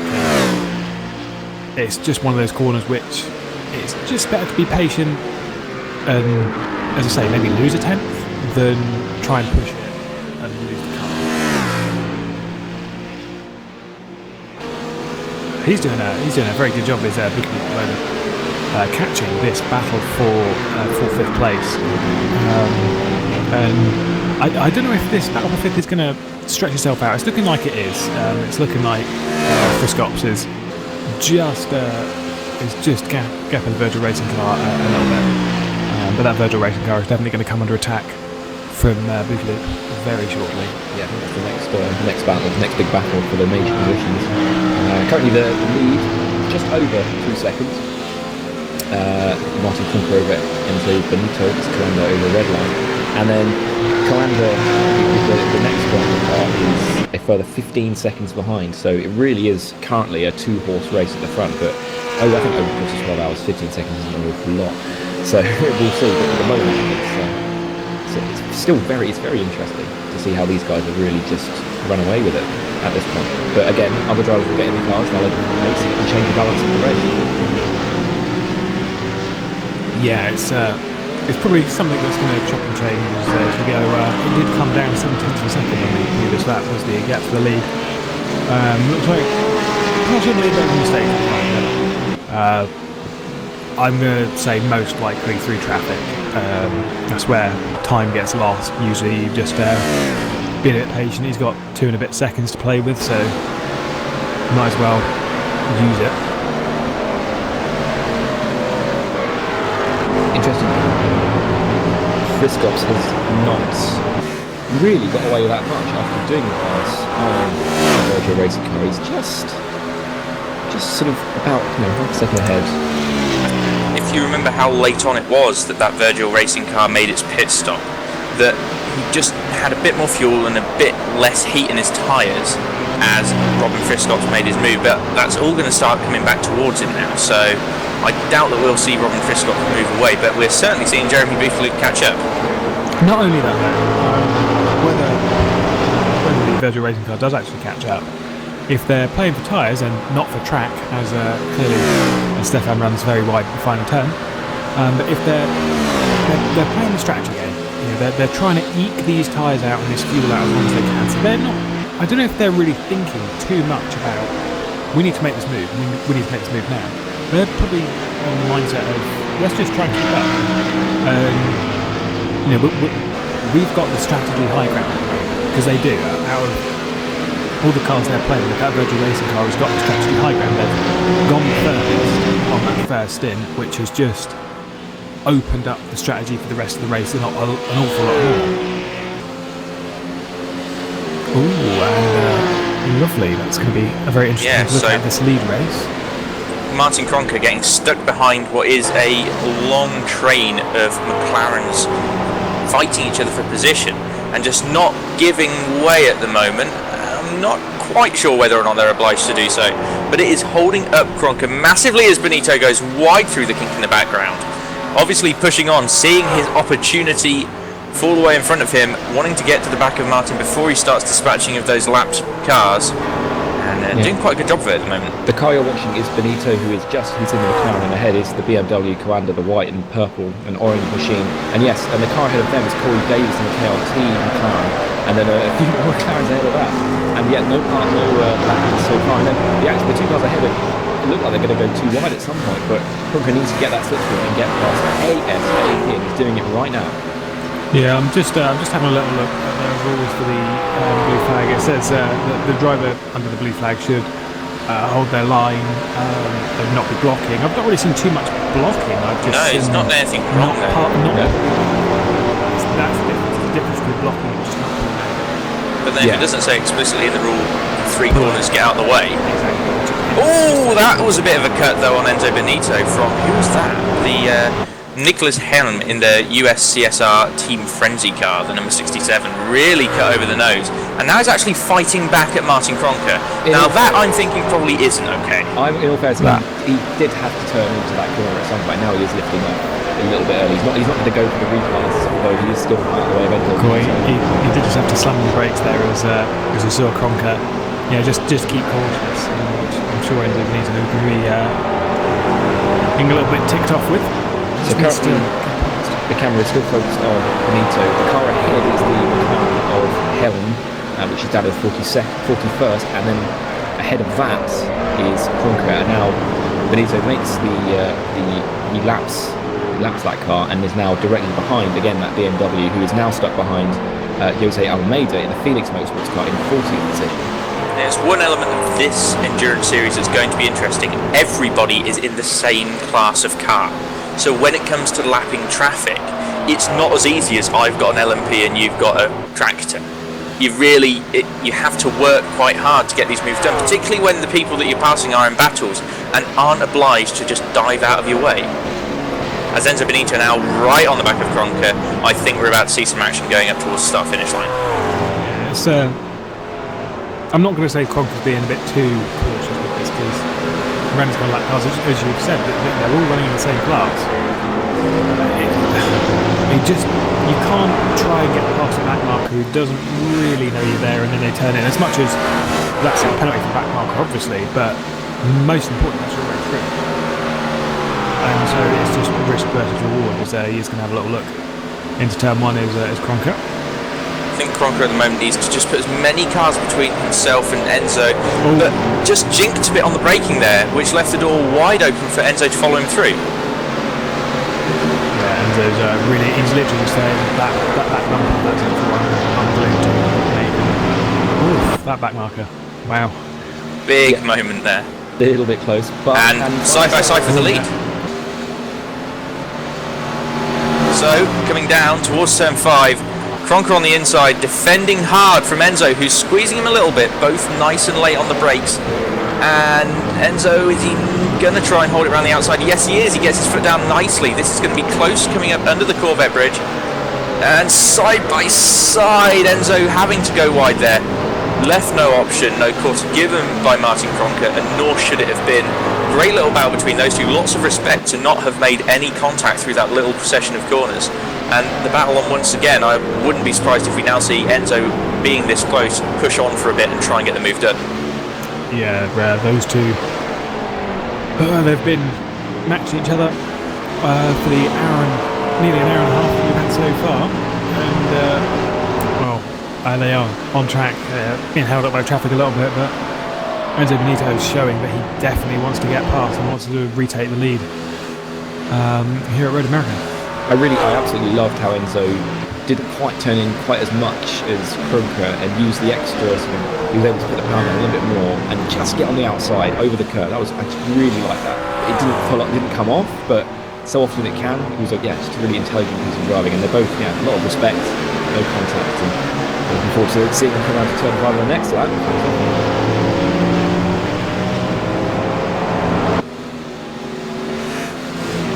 It's incredible to see these two after almost an hour and a half.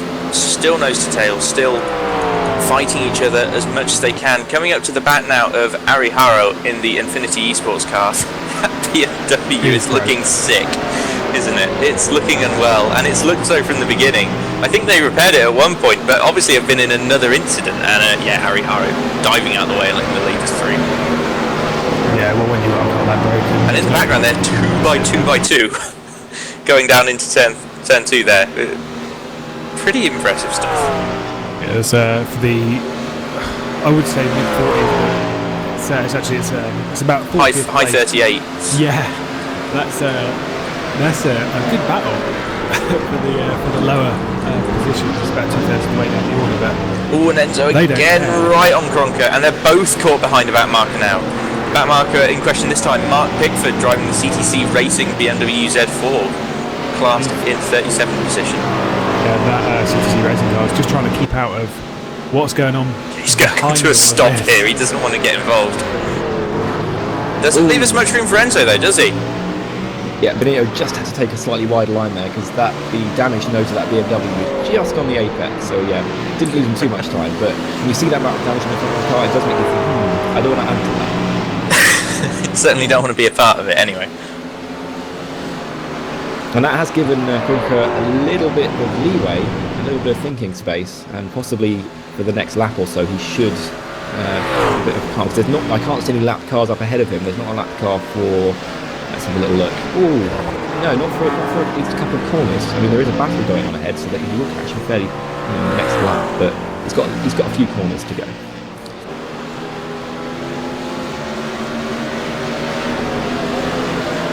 Yeah, and again, they've only got maybe 3 or 4 laps until they're on the back of another couple of battling groups. Battle for 34th, Mad Cow under pressure from the number 97 KRT Motorsport car. Under pressure, hilarious. There we are, first turn of the race.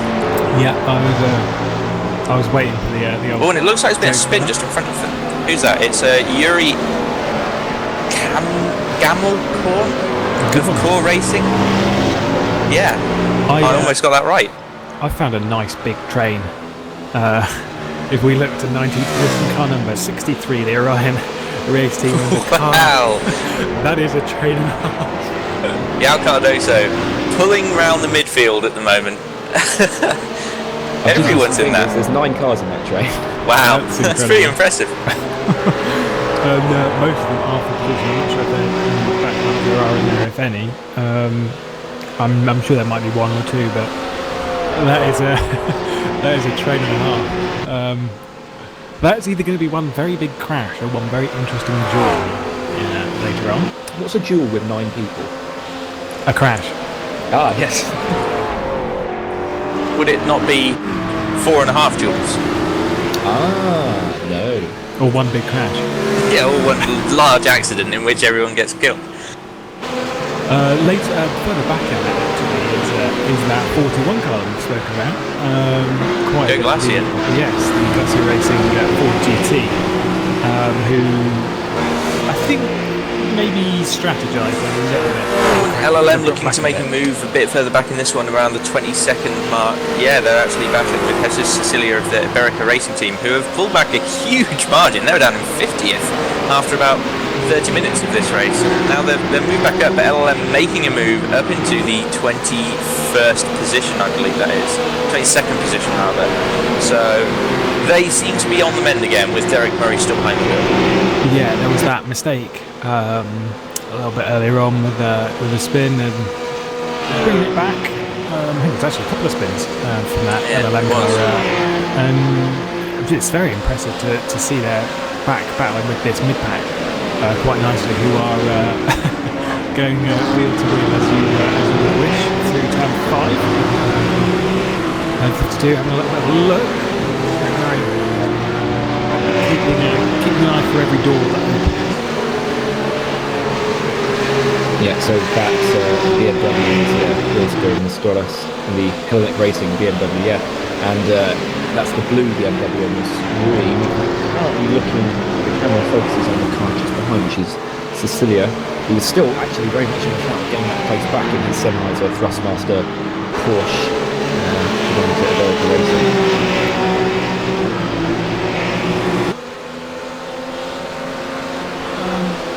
just having a quick look through the order and seeing who's chopping and changing. It's just live timing that keeps making me go, oh, where's that going? Because the next racing yellow cars just sort of dropped down the order massively and then reappeared in fourth position. That's fine. I see that the Virgil Racing car is still glued to the 2 car, still glued to the back of Robert Fiscops in that 99, so they're clearly playing the strategy game of trying to make the tyres go as long as possible. Which is it's good for them that they're able to keep this kind of strategy, this conservative strategy of making them go as far as possible. They're still able to keep glued to the back of that 99 car in 5th place, so they're going to be in a really good position for the top 5 later on this evening.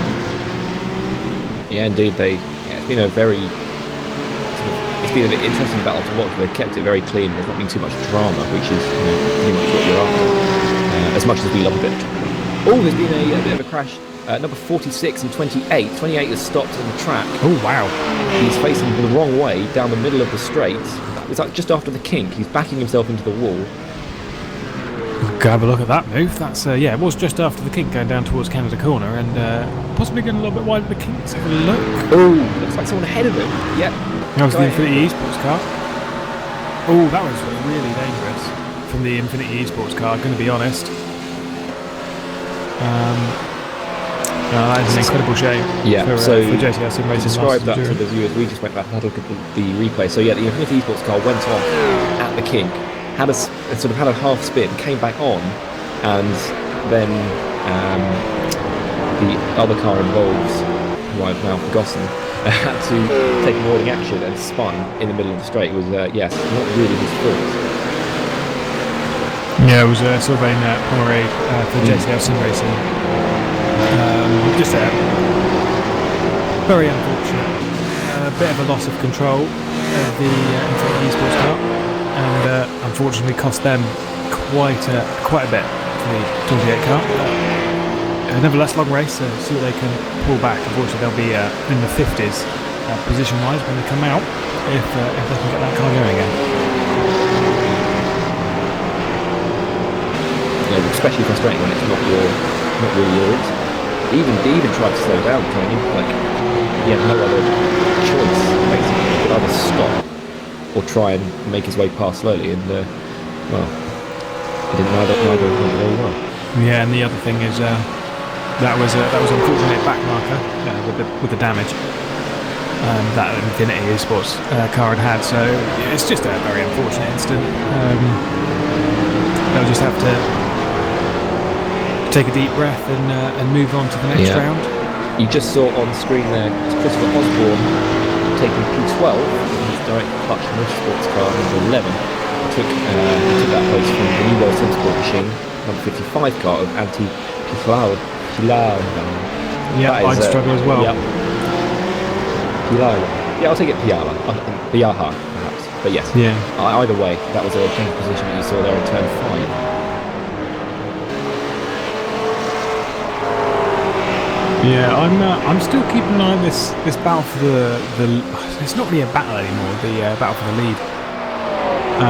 Coming up to yet more traffic is Kronka and Benito. But they've not been lapping incredibly quickly for these two. Obviously, pulling out the 4-7 earlier on in their stint when there was no traffic or anything like that. But Kronka's just struggling to get through a bit of this traffic, and Benito's trying to capitalise on it. The gap was a second on the previous lap, so it's less than that now. It's definitely less than that now. I don't know when these two are going to switch positions. I feel like it's going to happen soon, not necessarily switch position, but we'll resume battling.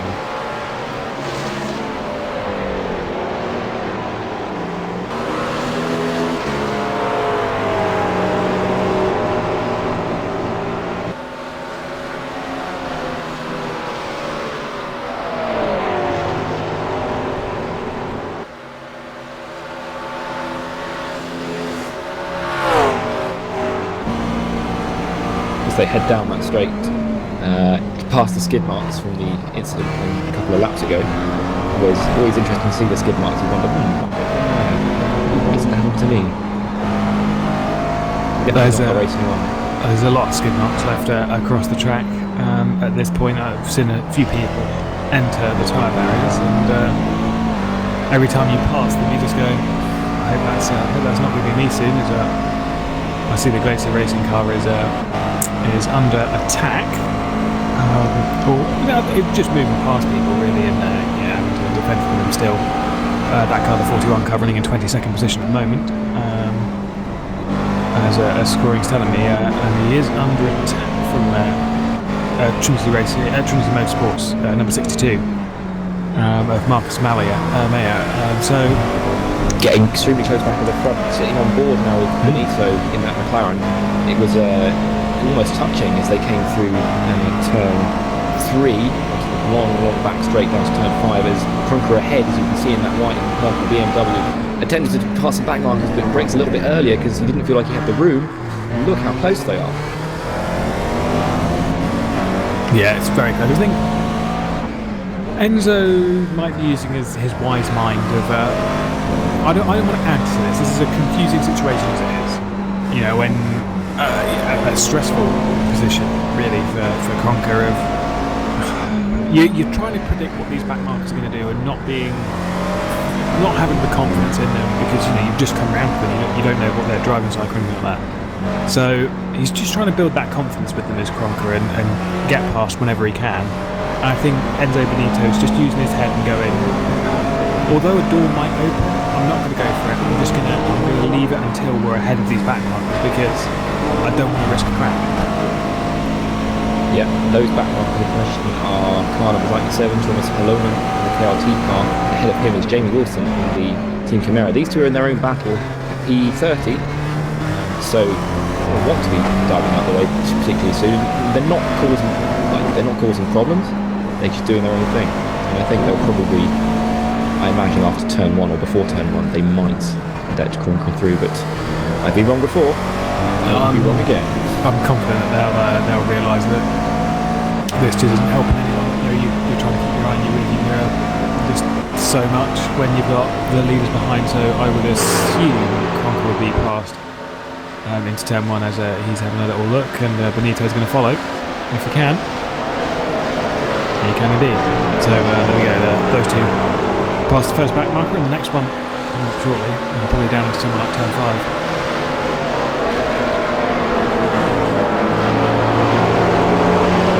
It's a close battle for these back markers though.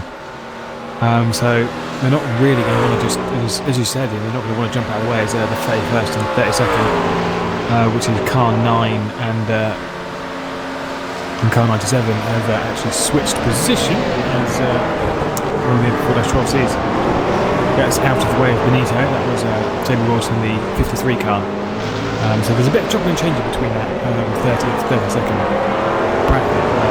The main area we're keeping focused on is that battle for the lead, and just seeing how close it's going to get or how far away it's going to get. Krunker's doing a fantastic job to stay out in front of Enzo Benito. We've seen how quick he is in these cars. Yeah, I think at this point I would have crumbled under the pressure, the amount of that cars he had to deal with. With his main rival directly behind him. It was a really good display of calm driving as Benito runs a little wide going into the kink. Yeah, it's just keeping it cool. Oh, there's a big crash. Wow, who was that? Who was that? Andreas Schwartz in the middle of the road after the kink. That's number 40. The car is smoking. He's reversing onto the racing line in his Porsche, in his roof, and over the... Oh, wow. Gracious me. Oh, my God. That is terrifying. That is hope no one hits him. Absolutely terrifying. I'm sure he's got a spotter telling him when he can move, and just as people are coming round the kink, he just needs to sit still and wait. Yeah, they're almost seeing him. Most of them. The brown streaks will be finishing it. Oh, Canada corner!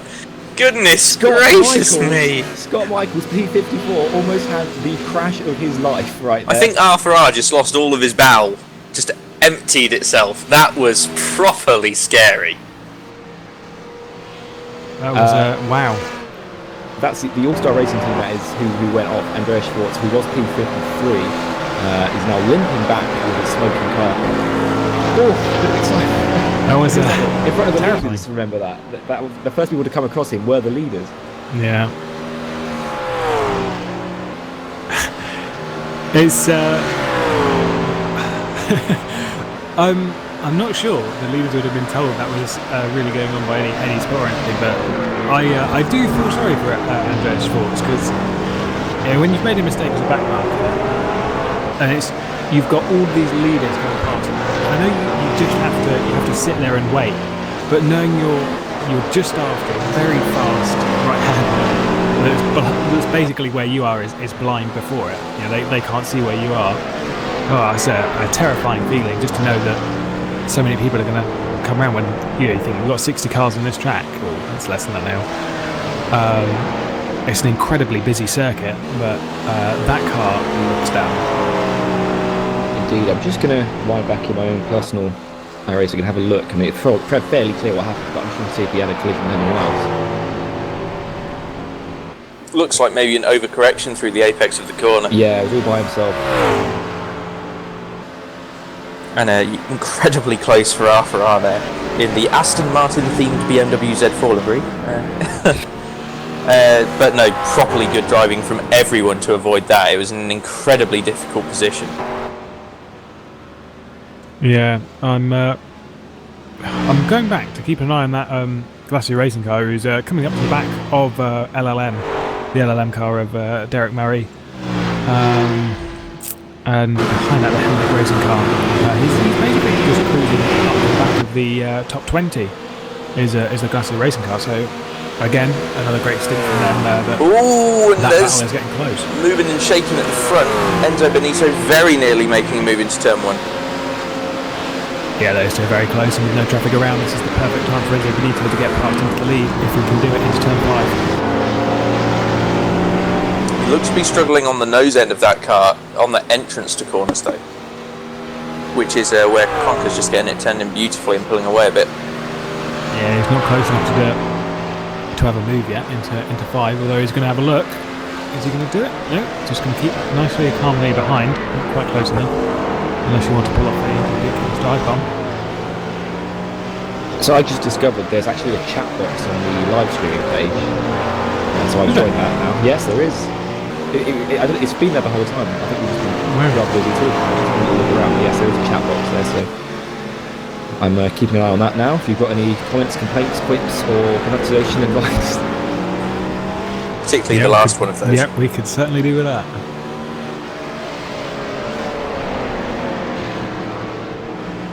A little train still behind Robin Fristops in 5th position. Stefan Muselar and Jeremy Bootley keeping right on his tail.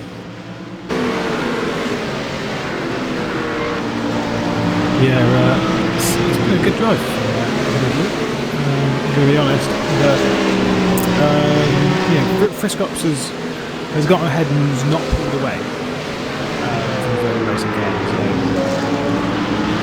I think, as I say, I still think the Virgin Racing car is just trying to play this on strategy and just trying to play this calmly. They've got that strategy high ground. They just need to keep cool and keep out of trouble. And he's doing a fantastic job at the moment to stay in 6th, to stay on the back of 5th place, even when they're coming around to some back markers, and when they, as they go past the skid marks, go past that incident that was earlier that scared everyone. Yeah, that's in particular. As Enzo Benito makes the move for the lead. There's contact, they're both off the track. Wow. I think Benito's going to have to give that one back to Cronker. And it's Cronker that's come off worse with the damage there. You can see his front right is torn up.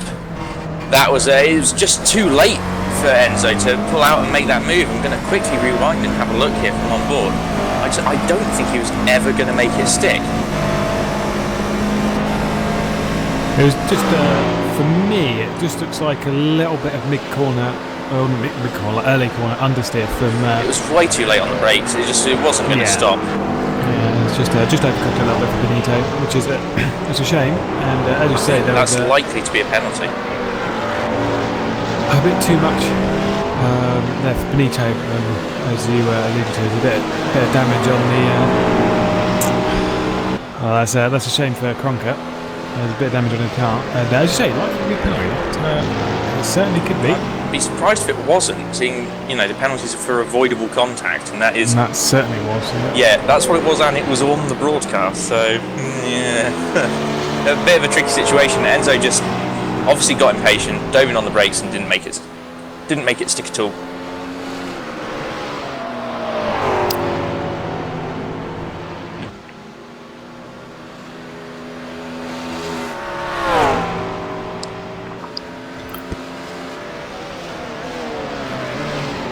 The thing with this battle between the lead and how it's all going to work out, I need to keep an eye on Cronker's times and keep an eye on what's going to be happening with that car. Seeing if it is slower, I would be shocked if he was as fast with that damage, because I've driven this car and you can drive it up to the pace that you originally could with a bit of damage once you've gotten used to it, but it's going to be difficult, so keep an eye on him over the next couple of laps for Martin Cronker. He's still in front of Benito, and Benito's not catched too much over the lap, but maybe he's feeling a bit guilty in that car. That is unfortunate, especially if Benito's going to get a drive through. I'm not saying that that's unfortunate, but if Benito gets a drive through for that, that's going to really hurt the team's chances in the event today. Yeah, and Team Redline is such a big name. It's so rare that we see errors from them.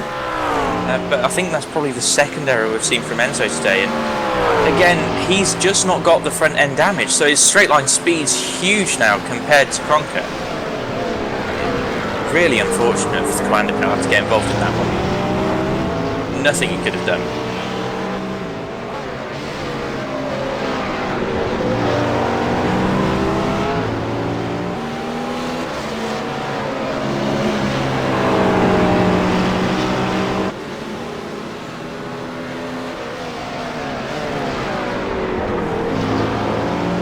And a battle for P5 between, I think that is Inex and Virgil.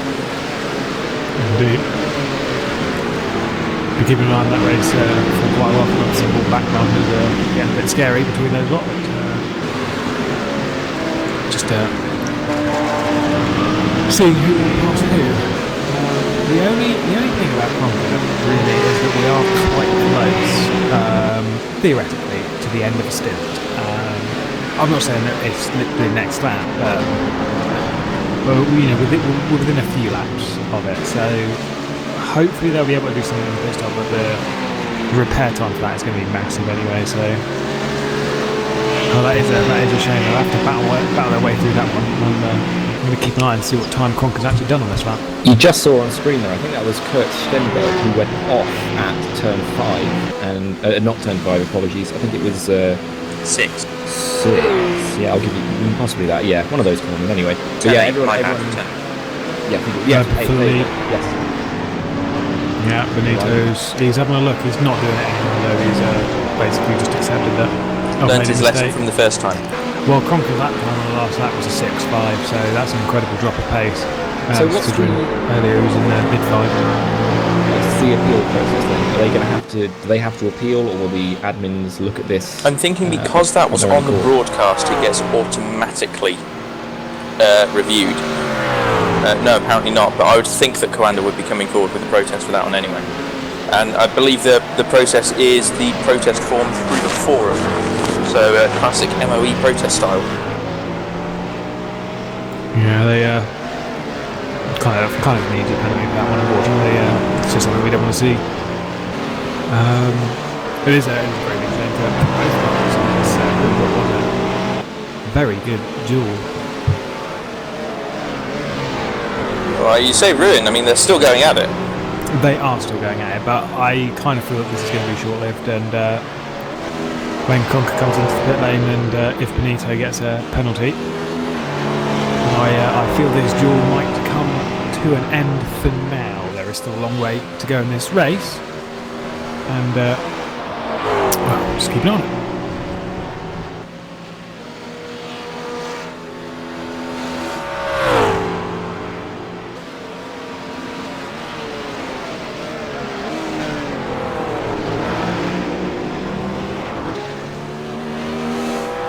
Got a battle for 17th position. The Orion Racing Team car still in front of a bit of a, the train has spread out now, but coming under increasing pressure from charging Derek Murray in that last lap motorsports car in the 52. So again, they made those mistakes early, but Derek Murray pushing back through and doing quite a good job for it at the moment. Orion, another big team in sim racing, coming under pressure for 17th spot, so maybe not quite the outing they were hoping for, but if LLM can get past, they're certainly on for the kind of outing that they could have hoped for. Yeah, the bounce back that they've had is pretty incredible. This early on, after the incident, it's only probably about an hour and a half ago that they made Murray made the mistake, and the LLM car dropped back so many positions. It's you're not talking 3 or 4 positions. It was like 20 or 30, and say he's battling his way back into the getting close towards the top 15 again is saying a lot about not only the way the car's set up, but the way Derek Murray's driving it at the moment. I feel as though they were lapping really comfortably in about 13th spot, so that's obviously where their car can run, and it's just a case of pushing your way back through to that spot, and plenty of hours to do it in, like still under 2 hours of this race completed, and it's a full 12 hours that we've got to do, so...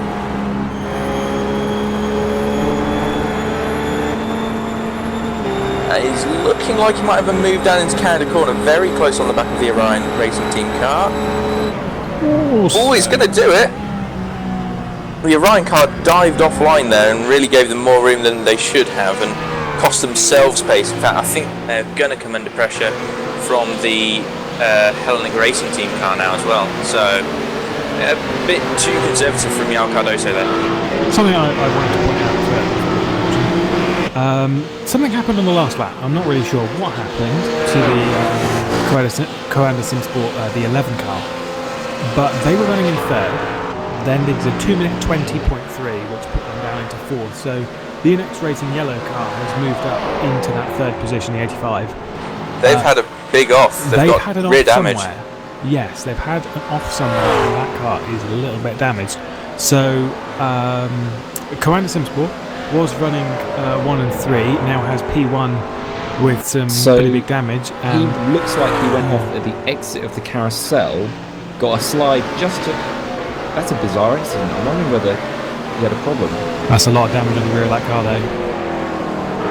That's been really squashed. Yeah, it's a strange one that. He lost it in the middle of the corner. There was no correction, or there didn't see any correction in the way his wheels were steering. He spun around, but he sort of bumped the barrier on the outside of the carousel. Yeah, it's really strange. I think there might have been a technical issue there, to be honest. Yeah, well, either way, it's moved him down into fourth, which has now gone back to third for some reason. I'm not really sure where that happened.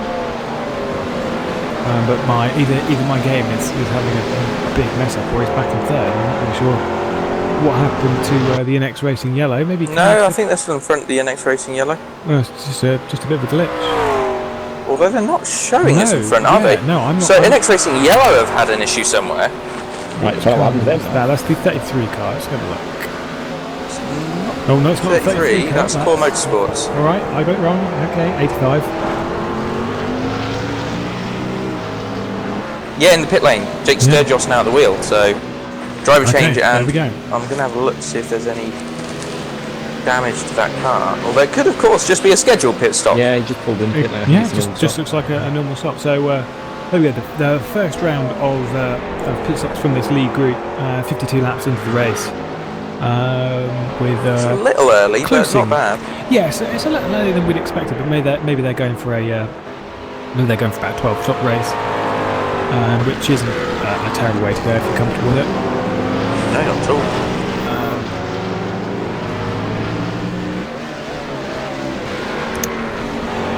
For P12 and P13, we've got the 16 and 55, Trinity Motorsports and New World Sim Sport, very close on track with BMW and the McLaren. Nice and close on track. The New World Sim Sport car been closing over the last few, and behind them you've got Trinity Motorsports. It's a lap down of mine. I was just looking at the lap time. It was a 2:22, which is very slow. Obviously letting a few people pass, I would assume. But New World Sim Sport car really trying to close up to the back. They've had quite a strong day, really. They have. They've been sort of between 9th and 15th and not really had that change for them. So very consistent run of form so far for Antti Paala in that New World Simsport car. Yeah, which is very good.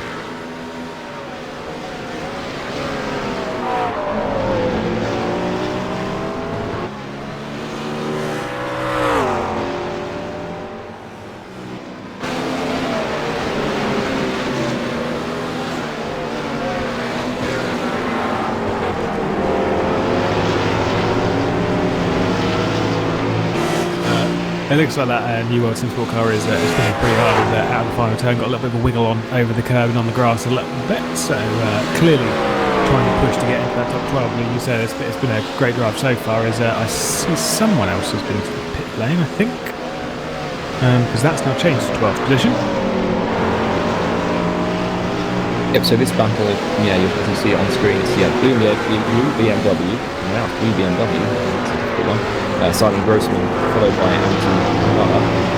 And yeah, so two good looking cars actually as well. And, especially that McLaren, that white, blue and black livery, looking glorious in the sunshine in the afternoon. We assume it's the afternoon.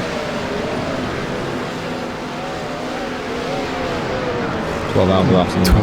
Yes. That's what this race should be called. It was the AD Racing silver car as well that I believe came into the pit lane, and they are there now according to live timing. That is the... leaders are in the pits. Leaders are both in the pits. Okay, I'm going to keep an eye on the 18. See what happens to that. About that damage.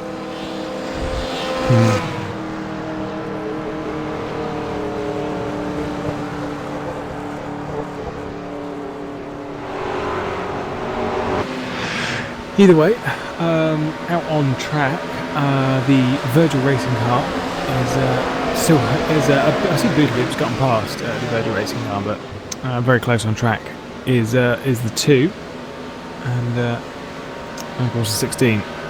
So there was a change earlier, but still fairly close between those lots. All the pit stops are all now in effect, so we're going to see a lot of changing of position over the next possibly 10-15 minutes. We'll probably see that Virgil Racing car push as far as it can, possibly lead the race again, but pushing those cars as far as we can but pretty far into the second hour.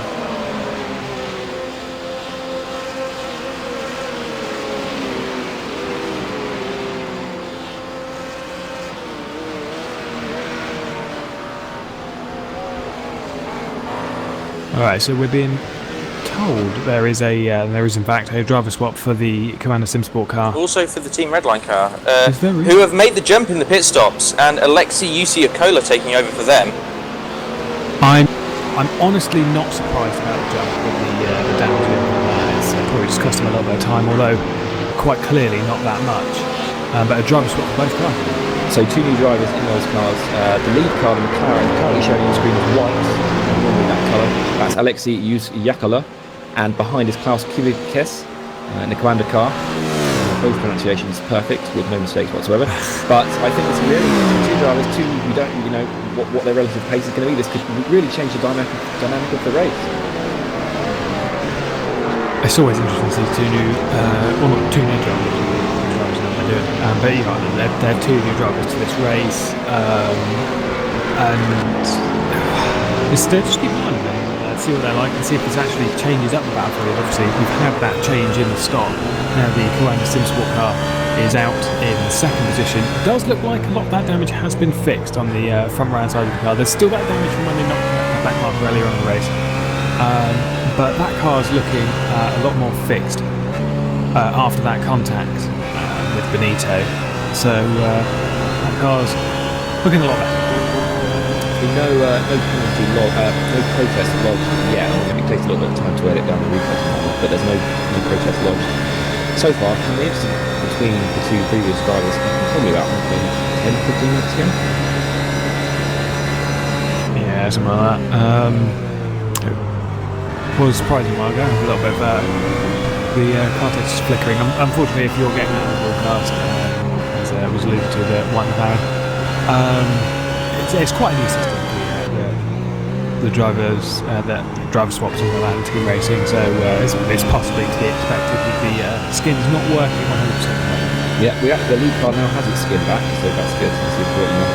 You're currently riding on board with Juventus, his first outlap of the race. He's just a little bit further behind than he was at the start of the lap, but that's not saying much because he's still pretty close.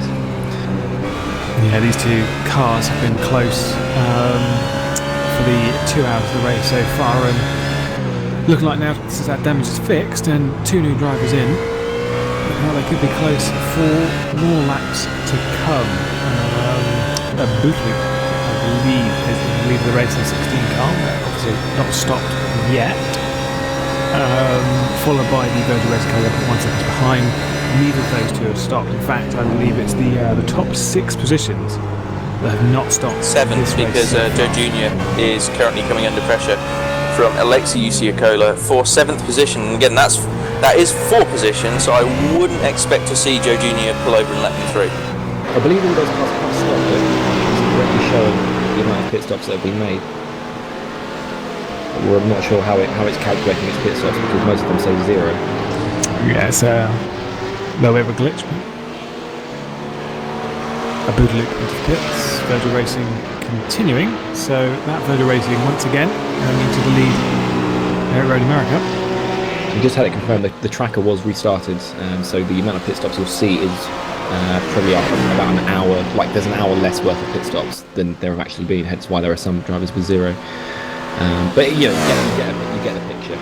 It looks as though we've also missed some issues for Gotta Go Fast Motorsports. We're currently scored down 32nd after having run around the top 10 most of the race. Yeah, not really sure what's happened to those. I blame Jack. I would blame Jack as well. Maybe he has rolled somewhere. Although that car is in exceptional condition. It is, isn't it? It's looking alright. I'm not really sure what they would have done because that car doesn't look broken at all. I can't really see too much of a scrape, although I am looking through a fence at the moment. I can't see too much damage on the car, if any at all, so not really sure what happened.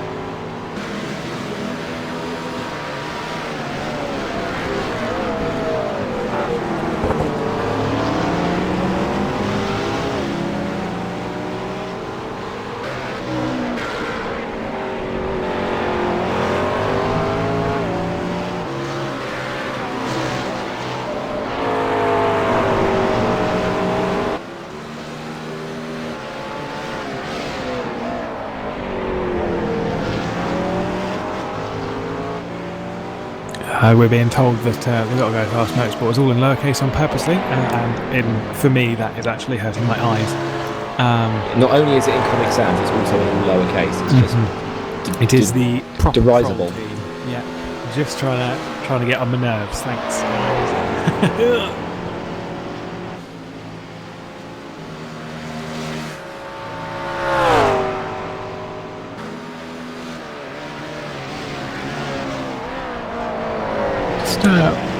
Seeing where the 99 car is. Obviously, the 99 car and the 2 car has been battling for quite a lot of the race. 2 cars continuing around in the lead, and the 99 car is closing up the back of Jeremy Bootloop, who both have pitted, and both are racing for position ahead. Person who hasn't pitted, the Augusta racing car, who again pushing out a little bit further as we saw earlier on in the race. But yes, Jeremy Bootloop has done a great job to get past the Inex Racing red car at the moment, but I'm interested to see where that 2 car, where the Virgin Racing car is going to come out in with these two, because obviously these two with the 2 car were battling for 5th position, so keep an eye on those.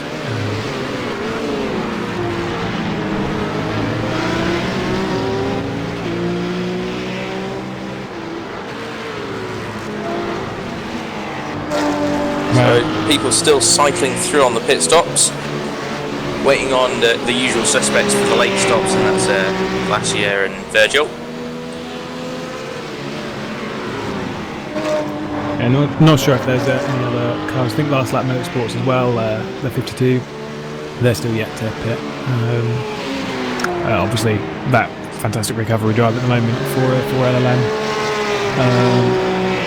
has been going very well. Not quite into the pit yet.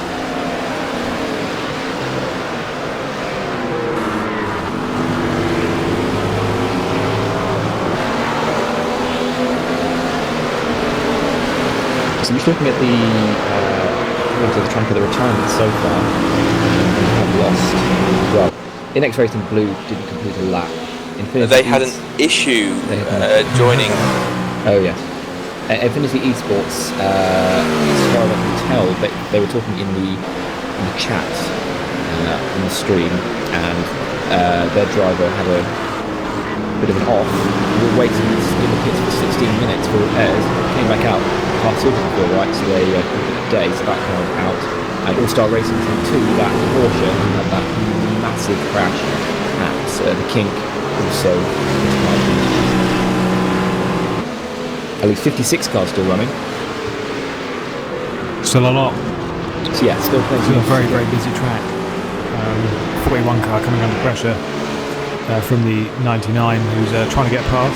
Obviously, strategy very different between these two cars. The 99 pit and the 41 cars are not.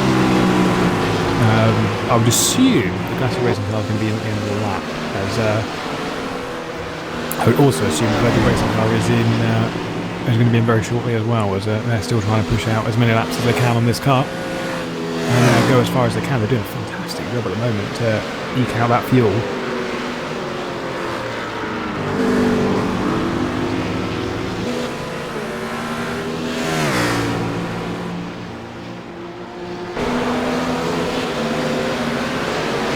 Looks like that Inex Racing red car sort of been caught out in the pit lane a little bit, now fallen behind Jeremy Boothloop as we see the Glacier car and the LLM car pull into the pit lane this time by opening up the floodgates. So that's going to let presumably the Inex car, currently being driven by Laurent Bettielli, I'm going to get corrected on that one, I'm sure, who I would think is going to very, very slowly try and make some inroads towards Jeremy Boothloop, running in the 6th position for the Radicals on line 1 team.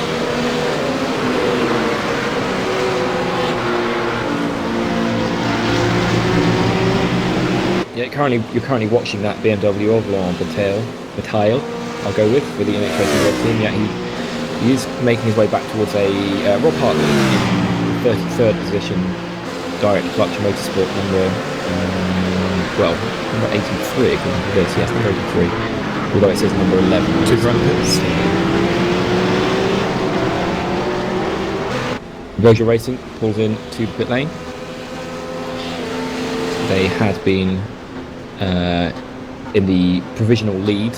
Obviously, we're yet to see where everyone comes out of the pits.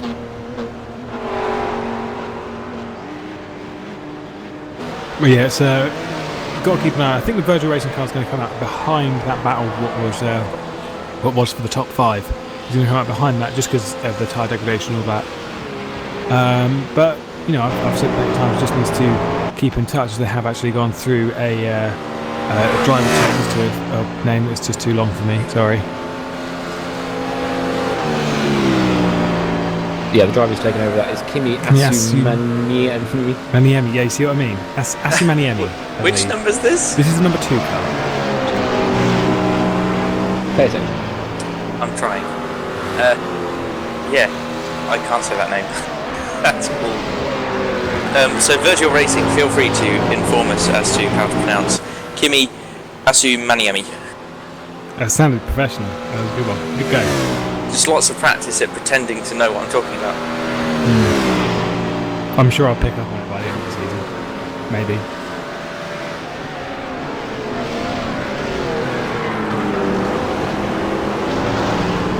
Oh, yeah, we are actually being told. Oh, another train, yes. The last lap motorsport, the 52 car, in 9th position, having a nice few cars behind it. Wow, that is a big one. Yeah, it's not quite the longest train. I think that 9-car train we saw earlier on was the longest. But the important thing about that train is just how close the leaders are to catching onto the back fit at the moment, and how close the leaders are on track. Alexei Usiakola failing to pull away from Klaus Kivikas so far.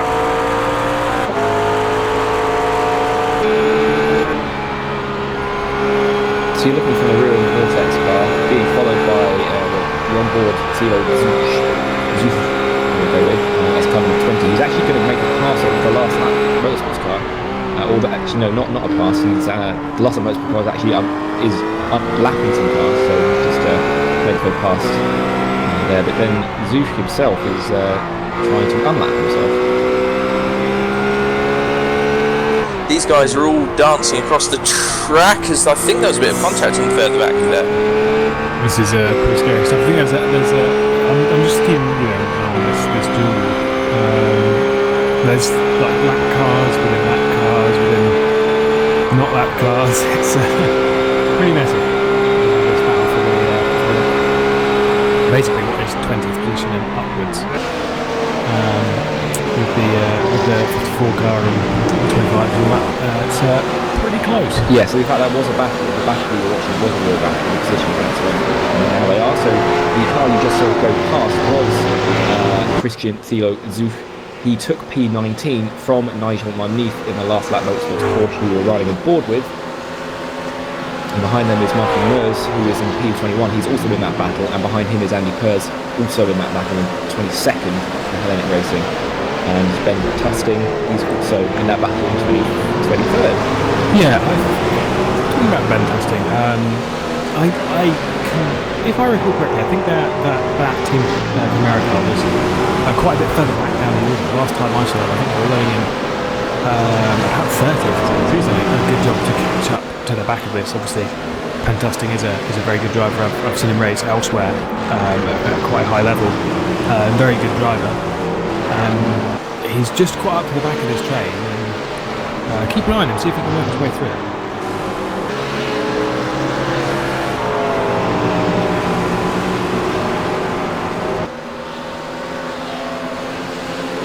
But yes, this is the train we're going to keep an eye on, I'm sure, for a short while, as they are all pretty close. And the leaders, as I have just seen, are getting very close to the back of it. Andy Pers makes a pass on Martin Meurs there for the 21st position to go with, although that might not be correct because iRacing is slowly updating position. But yeah, it was a good move into Canada. But Meurs lost a little bit of time. He's not really touching the testing we were just talking about in the Camaro 4 car, the white McLaren. You can just see the camera is focusing on that car at the moment. And behind them is Joni Hagner, who's 24. Then the car behind that, which is the Monster Energy car, is actually a fair way down, 47. And then behind them is the leader. So that's where we are. Yes, Jaco is about to make a lot of lappery, and the first car he's going to do it on is the Monster Energy Endurance car. We saw these two the other way around, team-wise, with the red line following the Coanda Simsport car, when before the drivers had swapped and coming up towards cars that they hadn't lapped yet, and it all got very, very close to see Ben Tusting. He's gone a little bit white 5 trying to get past the 62 car of Maus. Just trying to use pretty much all the track as the 20 motorsports car. But the leaders are on their back now, so we've really got to keep an eye on that mirror and not screw this up. As I'm sure this is getting quite scary for the leaders once again, catching up to the back of all of these cars. This is super, super awkward. Into the carousel, and Jackala makes the move on the Glacier Racing car, the 4GT. Kibikes Commander yet to make that move. Ahead of Jackala, who just went past the 4GT, there are now 2 cars battling, which is Meurs and Tusting. And now we're heading up to Canada, so I don't think Jackala's going to try and lap there. A little bit risky, indeed. It's Canada corner, although it's there's quite a bit of runoff until that gravel trap. That gravel trap is lethal. So, although there is quite a lot of space, it's still really comfortable, especially with these kind of cars. Yeah, they're understeer and they're going off. So, just a bit of patience there employed by Yusin Nicola. So, Just trying to wait for the right time as now he sees it into turn 1 to try and get past some of these lap cars. Yep, that's one done. It's testing who got past into turn 1. Kimkes actually staying a little way behind, keeping an eye out really. Although just in case things start to go a bit pear-shaped. Although at the moment they all seem to be behaving themselves quite well. It's a methodical approach that Yakula is taking here, and as he heads down to turn 5, he's going to just slowly make his way past Mers in that Trinity Motorsports 3 car, the 62, and that's completed. Kimikes, meanwhile, is the second car, the third car in that train. Still hasn't made it past Mers. Yeah, and it seems like as soon as these leaders are going past, they're all kind of closing up again as Ben Tusting is going to come under attack from Yoni Hagner in the Glacier Racing car pretty soon. That from GT with its way further up the order. Again, it seems like their pit stops must be a little bit longer because I've seen them work their way up to 20th position and then back down into 25th and then back up into 20th position, and they're running in 23rd at the moment, right in the rear wing of the Chimera car that Ben Tusting is currently piloting. As I'm seeing Kipgas, who's being held up a little bit by the Trinity Motorsport car, so he's really going to want to get past at the moment. As they're into Canada Corner, he pops his way up, and Ben Tusting also trying to take advantage of this opportunity, and they're going to be side by side. Oh, lovely. That was a really lovely move from Ben Tusting. Around the outside, no, didn't back out on that one. So I think Mers saw that one coming, but I think he might have lost that one, and Tusting took it as his own. I believe. Sounds about right. It does. 21st, reverse. Yeah, it was a good move from Ben Tusting, a nice measured move. But as you say, I think Mers just kind of saw it and went, "All right, well, I'll not fight you too hard for that one." Speaking of 20th position, that's a little bit further up the road. Kind of walking off the back of the last lap motorsports car of Manif, who's right on the back of the Vortex Sim car, the number 20 car, 18. Yes. These two looking like they're going to start dueling soon, which would come to an abrupt halt as soon as Yakola catches up to them. So yeah, the two cars you can now see, that is indeed the Vortex car, the head from McLaren. That's white, black and orange car, followed by the red and white roof of Last Lap Motorsports. That is the battle, the battle for 18th. And yes, as you say, Hellenic Racing just fall a little bit behind. In fact, Eddie Pers goes off the track while letting the leader through. Round the outside of the carousel, a little bit awkward for everyone involved.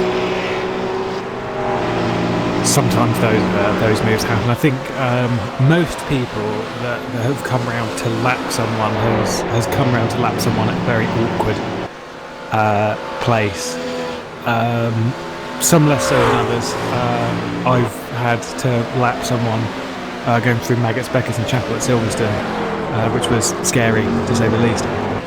But you know, you've just got to, as a leader, you've kind of got to go. They're trying to give me that track position.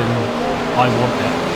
I know they're giving it to me in quite an awkward way, but I need to take advantage of it now, otherwise they might not give it to me again in the way they have. So you had to take advantage of that, and it's just one of those awkward meetings on track. You know, there's nothing you can do, nothing they can do.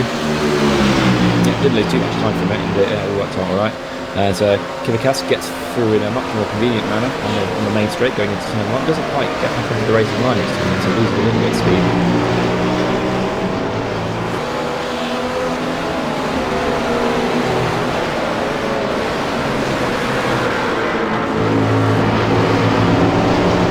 Yeah, this Got Go Fast motorsport car was one we spoke about earlier. It was running back in the 30s, and we were told that maybe through the pit stops they'd come out in the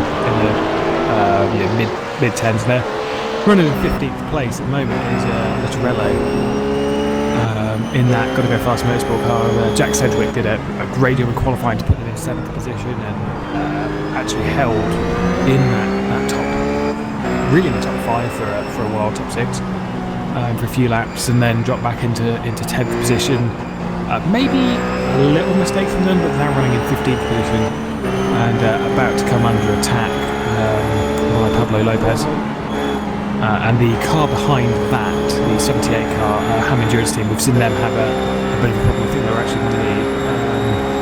they went really slow for some reason on the first couple of laps and dropped back a lot of positions and entered the pit lane.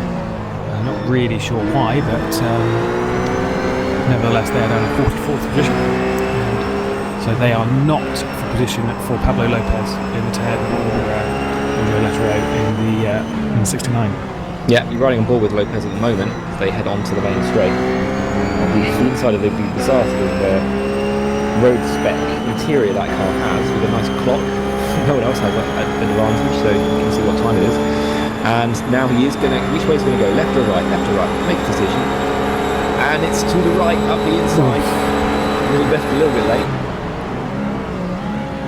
And just about completes the move. Clean. Late decision, but it worked.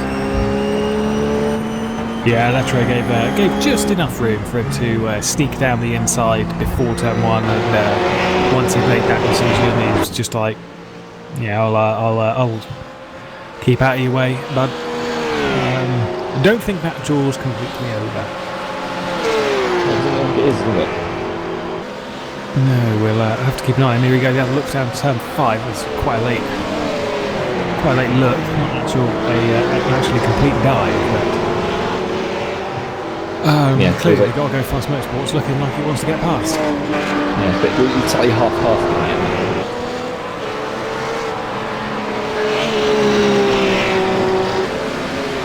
I've been told that the I think they're still going for it. The 54 and the 84 car. So it's Hellenic racing in the blue BMW, just past and repassed contact between the two of them. That's Ben Tustin.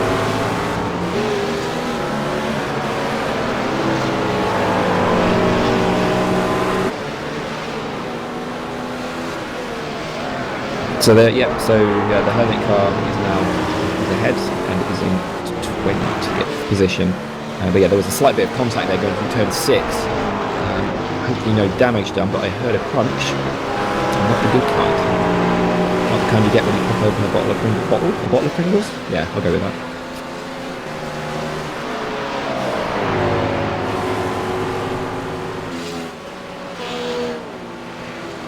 It looks like Ben Tustin is going to be having another go into Canada on the outside.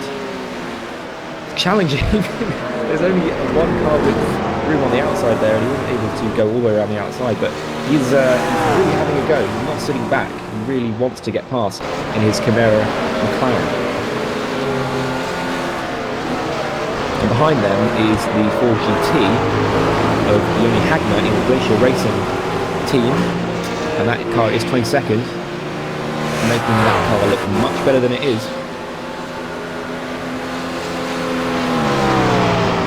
And Ben Tustin now on the left, going round the outside in his McLaren. Will be past Andy Pers before they get to the corner? No! Just slightly later. Lovely bit of backwind going on there. Pers is back ahead again through turn 1. Ben Tustin has to reconsider, where will I go now? Because I've tried it most of the good overtaking spots and I've yet to successfully complete the move. It's great stuff though, and that is letting Joni Hagner... Well, actually, to be fair, Joni Hagner's just sitting back. He's really not getting involved with this. He's waiting to see what's on. Now, Tustin looking to the outside, and again, he'll be ahead before the corner, but who's going to be better on the brakes? And again, it's Andy Pers, still on the inside, and Ben Tustin has to drive out the way through turn 5 and into turn 6. Pers stays ahead in that blue Hellenic Racing BMW. Great racing in 20th place. Yeah, it's fantastic racing between these two. It's obviously letting the 4GT behind them, Glacier Racing, close right up to the back of these two. But these two are really going at it. Ben Tustin's having a nice little duel here and just trying to get past. He isn't quite as good on the brakes as Pers is. But I think Pers has shown he's really good on those brakes at the moment this early on in the race. Just have to see if the right move can come towards Ben Tustin, or if this 4GT, this Glacier Racing 4GT, can move itself back into the top 20, which position for these cars is for the top junior position, which is not the most prestigious, but So Ben Testing back ahead into Canada, and as you can see this from onboard the Bagation Racing, we've got a great view of it. And around the outside into Canada went Ben Tustin. He tried that before, didn't do it in the last lap. It was very, very nicely done there. Runs a little bit wide through Bill Mitchell and into the last corner. I think he might have just about got away with it, and he's got that 20th position for now. Yes, actually the slipstream is pretty big, isn't it? Yes, it is. It is a big deal at this track. You've got 3 big places coming down to turn 1, to turn 5, and into County Corner, where that slipstream is a big deal. So these lot are all going to be closing up and shaping up and moving apart and cleaning up as we go for the next half an hour of this stint, maybe 35 minutes of this stint for the drivers. But just looking at the timing for the lead there, once again they're just sort of sitting half a second away from each other. So I'm going to try and keep you updated on when something happens between those two. But they're literally just matching each other for sector in lap for lap. So there's nothing really going on between those two at the moment. And then really this battle between Pers, Tasting and Hooker is really the closest battle on track at the moment. They are the 3 cars all positioned pretty close at the moment. So I'm still expecting these lot to change up a bit. I don't think Pers is going to let that one slide if he can help it.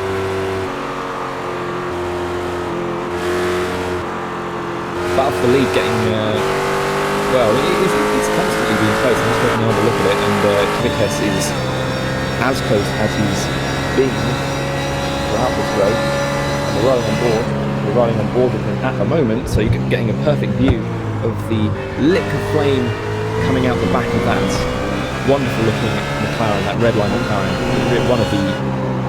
One of the best looking cars on the grid, I would say, in that livery. Yeah, it's I've skinned that MG4-12C is a nightmare. It's really, because just the way the door is and all that, so it's a very nice looking car on there. It's generally quite a difficult tempo to work with, so a good one. But look at how close that is across the line, and Kipkes is having a look. He's going to single side turn 1 unless he lifts. Is he going to? No, he isn't. This is actually the position, and Kipkes is not through. He's still, you can't see it, he's still on the left-hand side on board. You'll see it, just there's no pokes ahead into the next corner. The right-hander, he's still on the outside, he's still there. Unbelievable stuff, amazing driving from Yusa Yakula. Somehow managed to stick all the way around the outside of turn 1, 2 and 3, stayed ahead, and has even pulled away a little bit as they head down to turn 5. Brilliant stuff driving for the lead. Really good. Yeah, amazing stuff. Very, very impressive, but that does show that Kivakes is there to play for the lead at the moment. So expect that one to be heating up as we continue. It's quite impressive to say 2 hours and 30 minutes into this race we've got that battle for the lead, and it's really not been too far past a second for most of this race. It's I think it went up to about 2.5, maybe 3 seconds halfway through the previous stint, but we're here 2.5 hours in, and it's 0.4 of a second at the last line. So really, really good for these two. Yeah, we'll give it another go, because I really would like to see that again. And see if you can do the same again, because you can do that more than once. I also see the 33 car, Core Motorsports car, has been into the pit lane. It's the first one again. We saw this one there last time, I think. Very, very early stop to say they're only 2.5 hours through it. They are into the pit lane nevertheless, and drop back a few positions.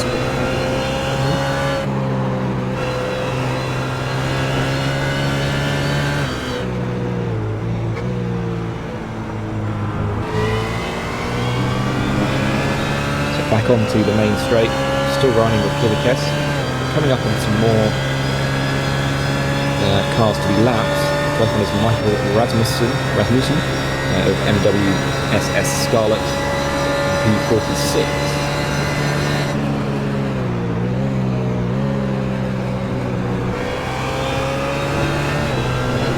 So apparently that team that we mentioned, NWSS, was a very much a last-minute team.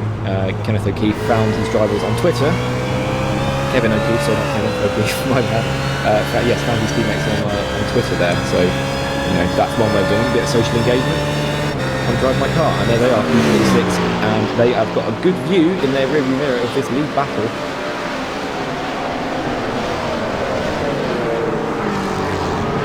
A little twitch there from UC Lackler as he went through turn 5, as he considered his route past that car, which is showing up on your screens as plain white, and he pulls out of the way very politely. Thank you very much.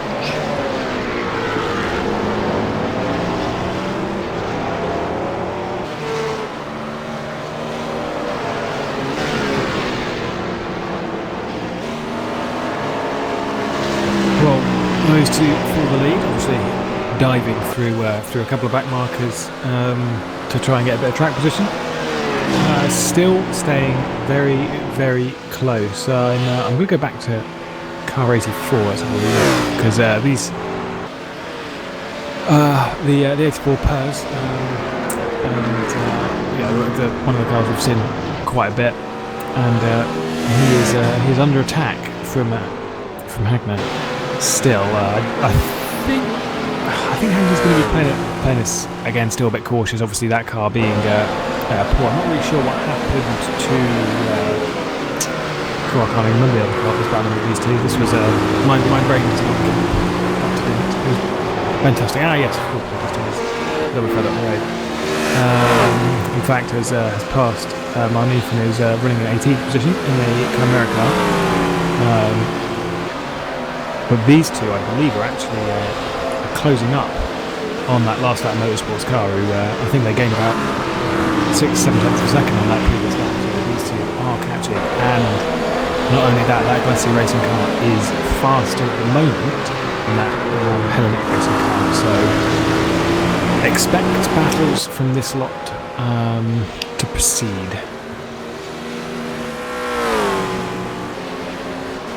And again, just a little bit further back, that Gotta Go Fast Motorsport car. Now we saw these guys running in about 15th position, so they're clearly off kilter with everyone's strategy, because they're now running the 69 car running in 46th position. So damage on the rear a bit. Damage on the rear. Yes, there is actually. You are correct. So less of a strategy thing, more of a whoopsie I binned it thing, I would assume, which is a shame because, like I said, that car started 7th this race. Fantastic stuff. Now running sadly down in 46. It had been in the pits as well. It came in with damage. I'm still winding back. I'll keep you posted on what actually went on. Yeah, it was a long stop. It was about a minute longer than what they should have been in the pit lane for, unfortunately. Which explains why they are so much further down. So about a lap and a half ago, it was Bill Mitchell claimed another victim. Just lost it in the middle of the corner, and whack. Yes, he spun it going through the corner. The gravel didn't do anything to slow him down, and he backed his car into the concrete wall. Well, it's a shame, especially considering they were running so well. Now, back in 18th position, this is with Ben Tustin, who I did say a bit earlier has been making some very nice progress throughout this field. He's moved himself up into 18th position and is now right on the back of 70th position, the car number 20. The Vortex Sim Racing car, and I would expect Ben Tustin will get past fairly shortly, maybe into turn 1. He's having a look. We can get past there with someone's excellent pit lane. I'd back off. One of them did. Not the one I thought though. The car in front would be going up there with this down by 29th position, so not for those to worry about position. But that was a nice move from Ben Tustin. Just had the Vortex Racing car of Thilo Zuch just lift and give it up, basically. His pace is very strong. He's running in sort of top 10, top 5 kind of pace. His last few laps have been in the mid 206s, which is about what the guys in the middle part of the top 10 are doing. So yeah, he is he's definitely racing below where his pace would be.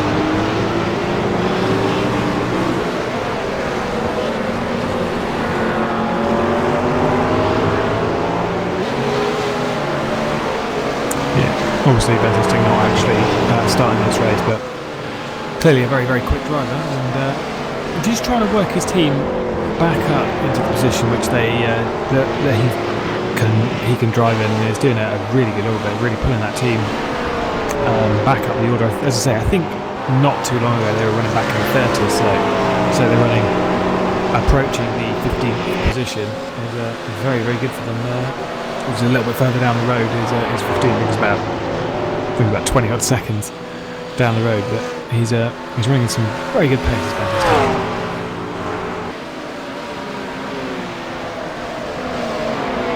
Certainly is, and lots of movers and shakers really over the last hour or so. People falling back, unfortunately, through incidents and office poor pit stops and the like, but lots of people moving forward at a steady pace. So that's good to see, and also good to see as well the Ford GT, the lone Ford GT in the field, now running just into the top 20. Indeed, I see the 71 is in the pit lane.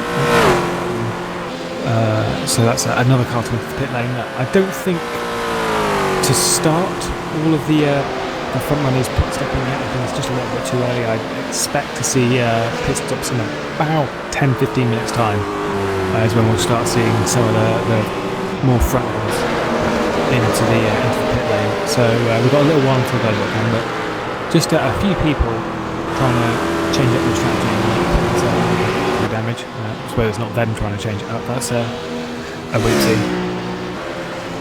Yeah, most likely. And it's still fairly close at the front, only half a second between UC Okola and Kivakas. So being kept together quite well, and I've just seen that Glacier moved from 20th to 19th as well on the glide timing. I think that's because the Trinity Motorsports car might have had an off or is in pit lane.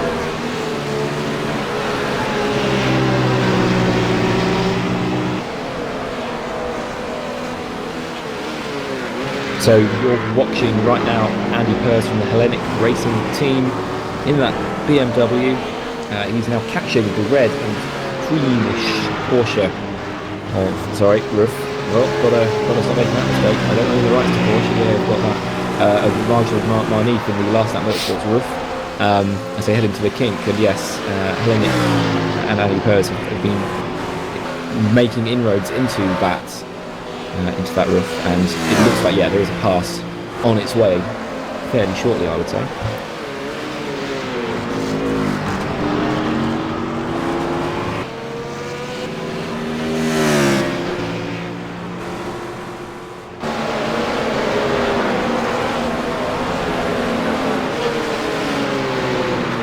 Yeah, I think Pers is going to in that 84 car is going to catch up to Marnief in a bit. And in a bit, I'm very sure that is getting very close. It could actually be a move into turn 5, which is very, very far away when you think about it. You see a few people button up towards the further forward of this lot, but yeah, these two are getting very close on track. I just think Marnief just a little bit slow. I think he's probably about a second off what the previous driver done. So. Yeah, he's just a little bit further off not what he should be, but what the other driver in the car would do, so just dropping a little bit further. Yeah, and that's always the thing of endurance racing. All three of the drivers can't all be the same pace. You've got to manage when you put each one in the car. And he's off the road. And he's getting out of the wall, so that's fine. Yeah, he's back on. Just lost a couple of positions. A free place there for Andy Pers and Hellenic Racing into, let's say, 18th. Be 17th, I believe. Excellent, right? Well, I'll get that right. Yeah. Well, I've got no idea. That's a random guess. It could just be 18. Yeah, it's let's see, look. It's alrighty. And also Hagner for Glacier Racing. He's moved up to the 18th position as well. So now Marnief, who made that mistake, is now under pressure from Letterello and has let him past. Or it's not even let him past, or falling off the road. Letterello's also a lap down on this lot, so yes. Still trying to make up for that incident earlier on in the race.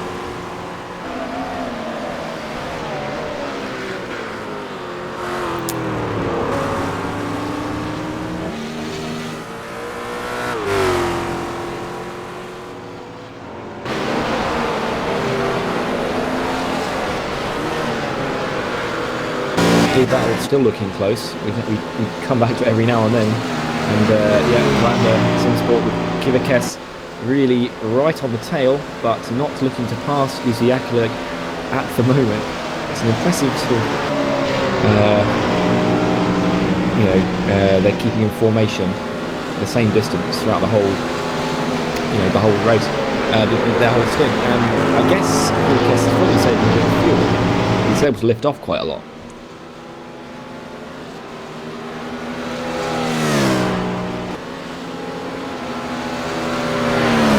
The less time you spend on throttle, the less fuel you use. But now he's looking up the inside as they go into turn 5, and he's making the move. Is it going to stick? It has. It has for now. Kivakes takes the lead, but Jekula looking again at the inside of turn 6, and Kivakes in through, and they're still side by side into 7, round the outside, and Jekula takes the lead. Takes the lead back again. And Kivakes now is under pressure from Core Motorsport, Core Racing car, but that's a lap out. Mike Pallet nearly runs the back of him in that red and black BMW. Just about missed it, and that was really close.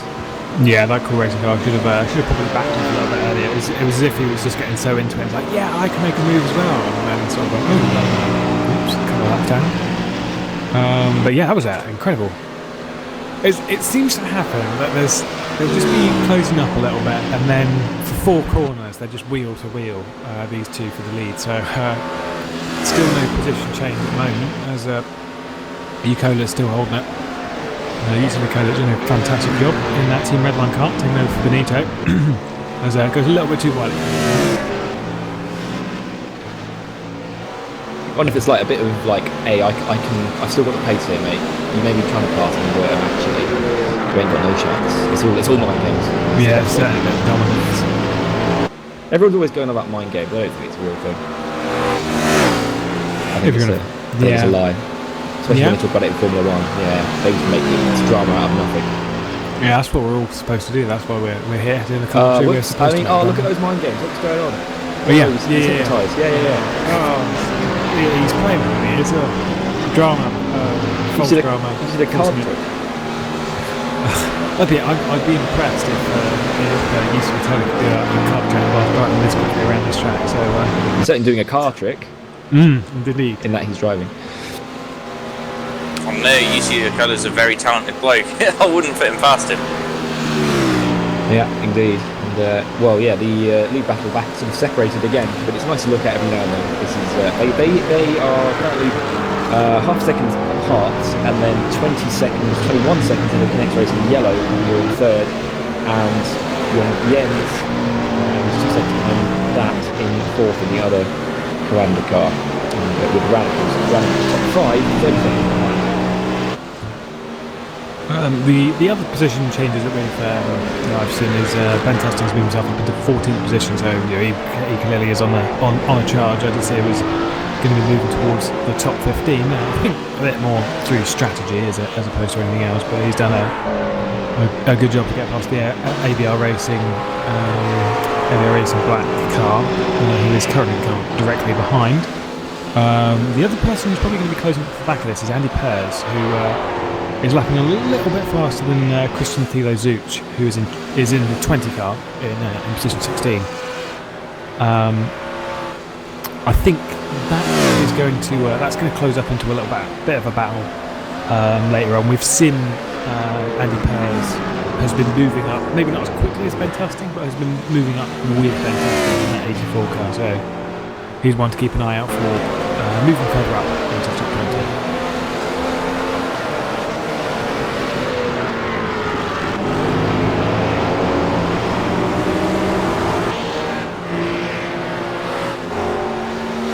Ben Tusting's really been quite impressive since he got in the car, on a really solid charge, and most importantly not making errors when making any of those passes, as we've seen lots of people do.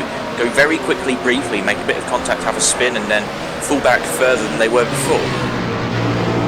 Yeah, just look to the leaders for that, although not really falling back Benito had that incident earlier on in the race, so he's susceptible to it, and Tusting showing that that's not his deal. He's going to stay out of it. We're back in the lead. I think we're about to go for another battle. with Kivakes once again right on the tail as they went into turn 5. And you're currently seeing that.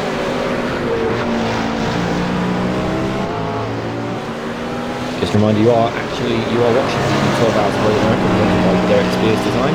The Masters of Endurance first round of the 2014-2015 Masters of Endurance season and the inaugural Masters of Endurance season in iRacing, currently being led by Redline, the team that you can see in the McLaren.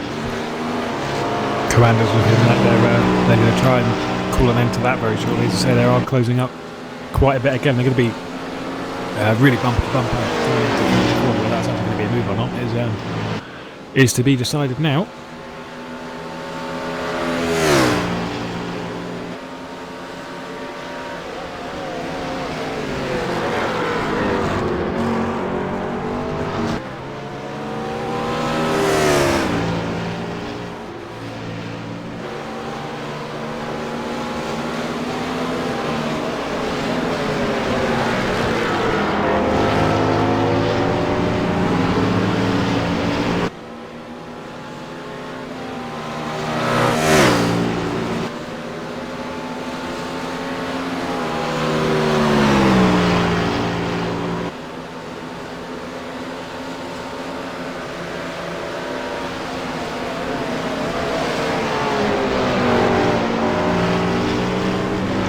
Very close for the lead, still no positional change at the moment as Kivakes is trying to just keep on the back of the flamethrower in front of the MP4-12C. You see the Cola, the closest, just not quite the move yet. However, going towards turn 5. Speaking of a move, yes. Is this going to be the one we're looking for? He's looked down the inside and he is through. So you see the Cola looking like he just sort of let that one pass for a bit. However, wow! Yeah, he touches rear right wheel on the grass. That's Kivakes. He backed himself into the tyre wall at turn 6 and just put one wheel on the grass. And that is a big mistake. And maybe possibly an unnecessary one. We've seen that battle over and over again, and it was going the same way. Yakala was going to get back past around the outside, which we've seen about 3 or 4 times before, and Kivakes overcooked it. That's a real shame. That is a real shame. It's bent that rear wing a little bit. Hopefully it won't be too bad to drive with. It doesn't look horrendous, so hopefully you'll still be able to maintain pace. But if you look on the it'll be probably the left hand side that's coming towards you, right hand side of the actual wing. It's just bent up a little bit, close towards the end plate, so bit of damage to the rear wing of that Z4. We'll keep an eye on those lap times and see how much they change, but that is a huge break for UCO. See, I've just really messed up that UCO. Yeah, it's alright, I'll trip over my words as I go, but a huge break. Team Redline in general as well, especially after what we said could have been a penalty. Not quite formed into that as of yet. I don't know if it will. I think Coanda left because Enzo let him back through. Yeah, and literally just sort of sat behind as well. So looks like Coanda has just dropped that incident and left it to it. Honest mistake. Is it? Yeah, just.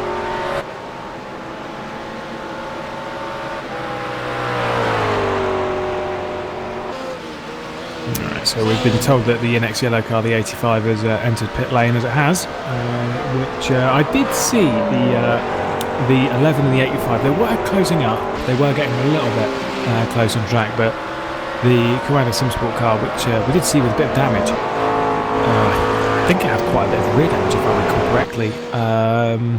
But Jorn Jens has gotten that car back into a podium position at the moment. He's been lapping pretty damn decently. The last lap he did was a 6.9, which is a very respectable lap time, especially this late in the stint. So very, very good stuff from Jorn Jens as he continues round and the wave of pit stops begin.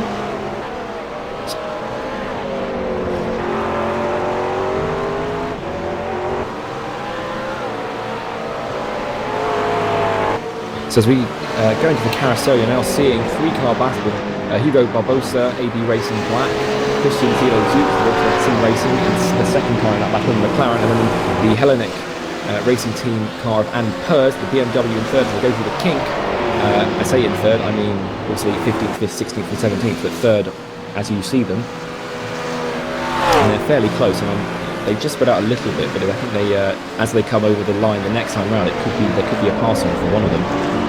Yeah, and the thing you've also got to keep an eye on is the Ford GT in the background, the Glacier racing car, which has been doing pretty good all afternoon, moving its way up from about 42nd, where it qualified, now running in the 18th position, and really closing up the back of these three, doing some great lap time. But Andy Pers is the fastest of these three at the moment, as he has closed up. This this whole battle has just been getting closer and closer and closer over the last few laps, and closer and closer it gets towards turn 1. No moves as of yet. Yes. Yeah, they're trying to keep it sensible, aren't they? Yeah. So So, just reflecting on that, the mistake earlier on from the Wanda car. So it sort of looked like he sort of came out of turn 5 on the grass all the way up the hill. He didn't realise it was only when he braked that he actually spun as a result of being on the grass. As we see now into turn 5, Thilo Zook making the move for 15th place on Barbosa, and he makes the move, but Barbosa's looking back through, there's no room there, but a little bit of contact there, because neither of them really sure what either of them was doing, and they ended up driving into each other. And luckily they both got away with it, hopefully without any suspension damage. look like Glacier racing car right on the back of them. Indeed, yeah, the Hellenic car of Andy Pers didn't capitalise on it, so just watched the Hagner and the Glacier car, yes, like a shark, always there, with the Jaws theme tune likely playing in the in-car stereo, just waiting for these guys to trip up. It smells blood, I think. Yeah, really good stuff. These four, all four for position at the moment, from 15th down to 18th. So these four very close on track, and very close in the standing as well. As there's the 4GT having a little look on Pers. Not quite made that move stick.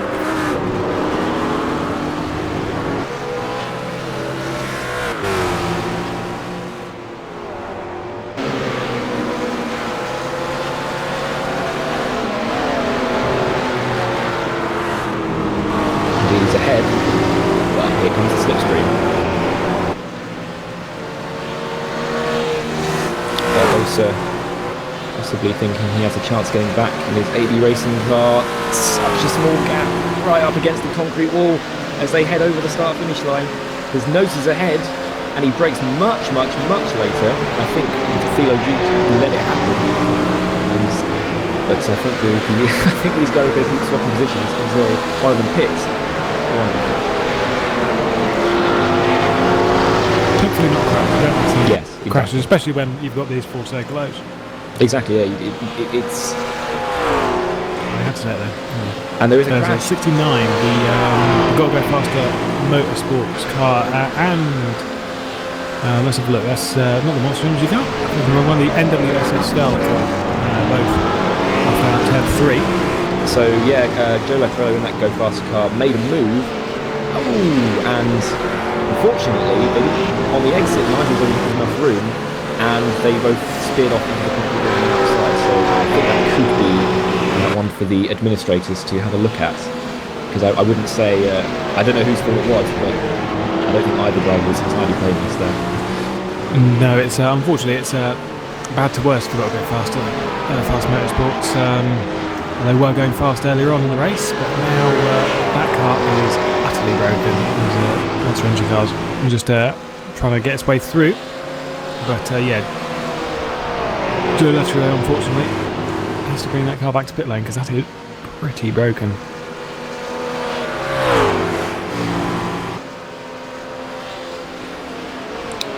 Just having a look at whatever protests there have been so far. Yeah, so there was never a complaint. There was never a complaint issued for that move between the two leaders all that time ago, so it looks like no one felt like either driver was disadvantaged by it, which is, I guess, nice to see. Well, as I see, yeah, it looks like Coanda just sort of saw it and went, oh, Joe Lettero's spun at the top of the hill, coming up towards the final turn as it just got off track. But, Benito just made a mistake. Some of that didn't really happen, but nevertheless, it did happen. But past that point, the Coanda car was going of Cronker, Benito just didn't pass, and I think they kind of just went, we'll just let this one slide. Yeah. Speaking of letting it slide, yes, Joe Letterillo, as you mentioned, had Bill Mitchell playing another victim. Spun his car and is now entering the pit lane for repairs, possibly. Oh, there's a car in the pit lane that's smoking. I think that might be the other one that was in that the... yes. The NWSS car. That is probably just got the toe back into pit lane. Nice little barbecue going on in the pit lane there from Michael Robinson. Probably not enjoying it all that much. No, it just means that coming up over the hill out of the final turn, you just can see an awful lot of smoke. Just roaring over the start-finish straight. So something for the drivers to keep them on edge, I suppose. It's not really fog. It's just smoke. An update on the leader. Obviously, we saw them. We saw Kefagos have that incident a little bit earlier on. It went to basically about 5 seconds. It stayed there. They have been matching each other bit for bit. But what I would say is that with that gap being at 5 seconds, this race absolutely is not over. We've got still about 9 hours to go of this race. We've been going for about 3. Which I'm sure everyone's getting bored of listening to our voices, but whatever. This race is just so not over. You think that if the Coanda car comes back in and they put Conker back in that car, then they're right back at it. I think I see UC Nicola is into the pit lane. So from the lead, let's see UC Nicola into the pit lane. Maybe I wouldn't say a little bit too early, but coming up towards that 3 hour mark, very very close to it. And Kefagos is just trying to push the fuel just a little bit further. What that does mean is, I believe we've got technically a Coanda 1-2. Indeed, yes. For now. Andy Pers has also come in from that battle. He was just about to start having with the Glacier team. But, yes, Coanda continue on.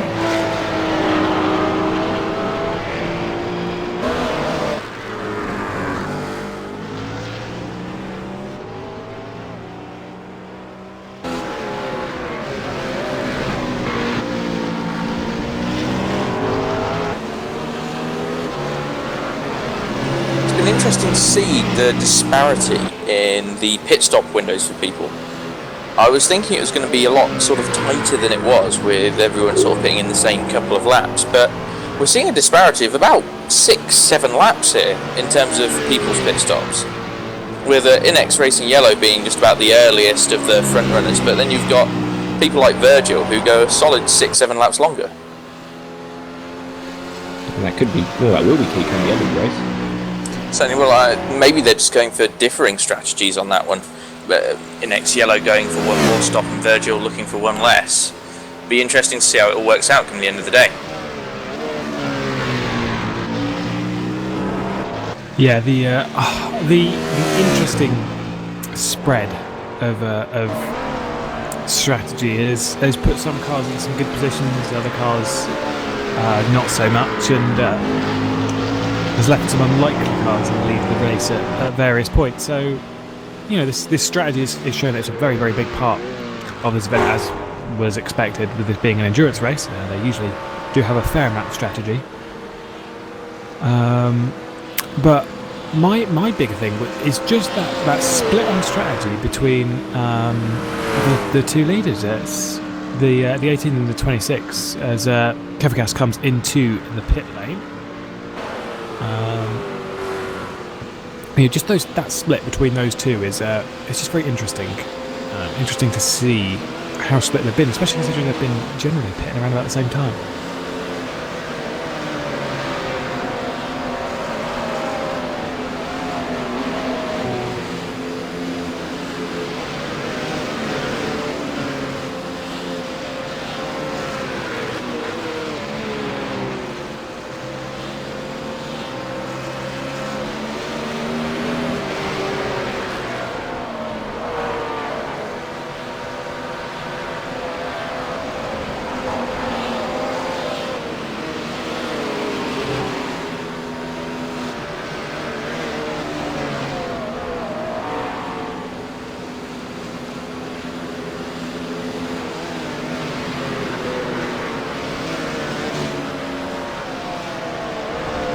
So your best battle on track at the moment is the battle for 13th, which is between Vortex Sim Racing and Hugo Barbosa in the AB Racing black car. That is car 20 and car 75, if you're keeping count. They're heading through the kink now onto the back straight. Yeah, they're both pretty close on track, and that Glacier Racing once again just sitting there. It kind of seems like a drop of a bit of pace. So I would expect them a little bit faster, but this is effectively a battle that is just closing up from front to back. We've seen a few times. I'm not sure if these lot have pitted recently or if they're going to. Well, there you go. There's the answer. All three of them. Oh, late move there from the Vortex and Racing car of Christian Thiele-Zuch, who decides not to pit at the last second and stays out along with the Glacier Racing car of Yoni Hagner. So those two staying out, just trying to get those tyres and get that fuel a little bit further around. Yeah, we didn't see that on the stream. We're looking at the Commander car at the moment. We lost our cameraman.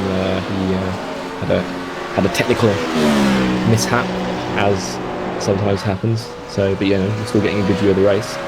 But yeah, just waiting for this round of pit stops to shake itself out before we see exactly who we ended up with. So we are just over the official time. Yes, we've just gone 3 hours. 3 hours and 2 minutes and a half. 3 hours, 2 minutes and a half. A long wait. The race is the longest broadcast I've done, which is always fun. I'm going to keep an eye again on this lead, just seeing what the time difference is between the two. It's really hard to kind of tell because the live timing is still kind of all over the place. But I'd assume it doesn't look like there's too much of a bigger gap at the moment. As I would also assume that the Virgil Racing car is going to retake the lead at some point, if it hasn't already.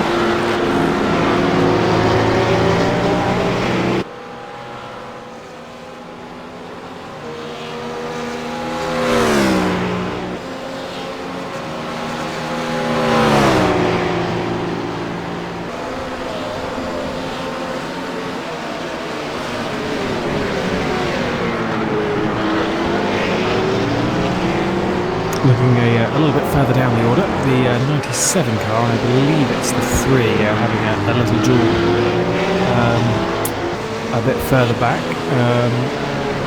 So they've all kind of let each other past a little bit and gone a little bit muddled. It's the 97 car of Carl Mordig is both going into the pit lane, so a bit of a duel on pit lane for those two. Nevertheless, we will another battle on track. Let's look at the Virgil Racing car, which I would take a guess is going to stay out. It does indeed. And into the lead. That car is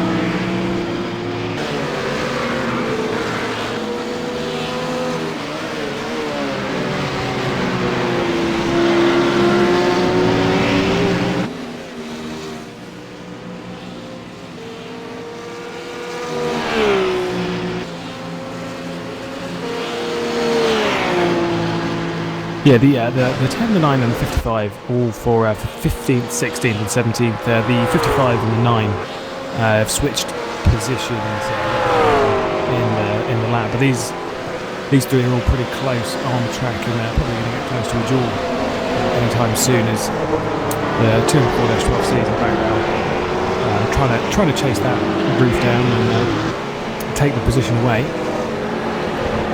Whether the pace is on their side, the roof is driven by Pablo Lopez, who is showing us fairly decent pace and overtaking credentials. I think it was on Ben Tusting a bit earlier in the race between those two. So who was about a second faster on the previous lap than the two behind of Lars Conrad and Farouk Manzar. But I kind of think that Manzar in that new world sim sport car is I kind of have a feeling he's going to drop off the back of Lars Conrad.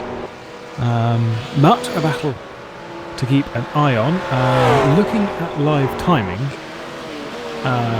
the Team Redline and Quanda Sim Sport car, as I said, I was going to keep an eye on that gap. It's basically about the same. It's about 5 seconds between the two of them. So actually, just hasn't changed. Those two are pretty close. Same drivers in, no driver swaps for those two cars at the moment, and 4.7 seconds was the gap at the last split. Obviously, I don't think they're in the lead yet as the Virgil Racing car continues its cycle much further into the stint than the others.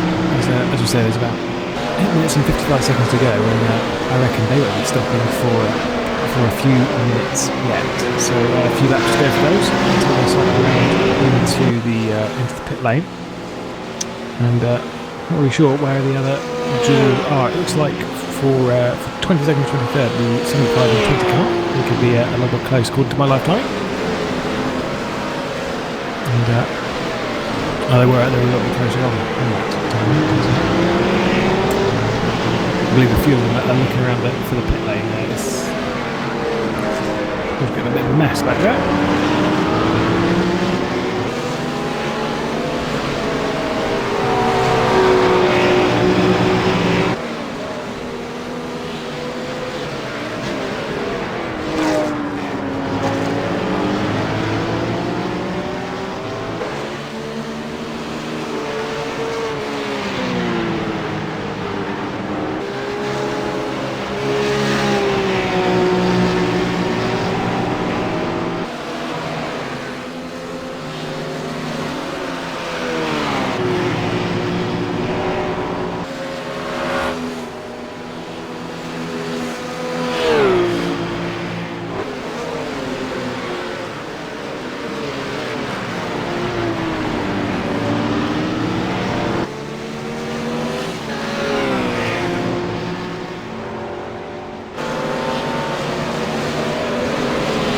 Right, so as we have just passed the 3 hour mark about 6 minutes ago, we are going to take a slight break, and we'll be back in a minute. Just give us a moment.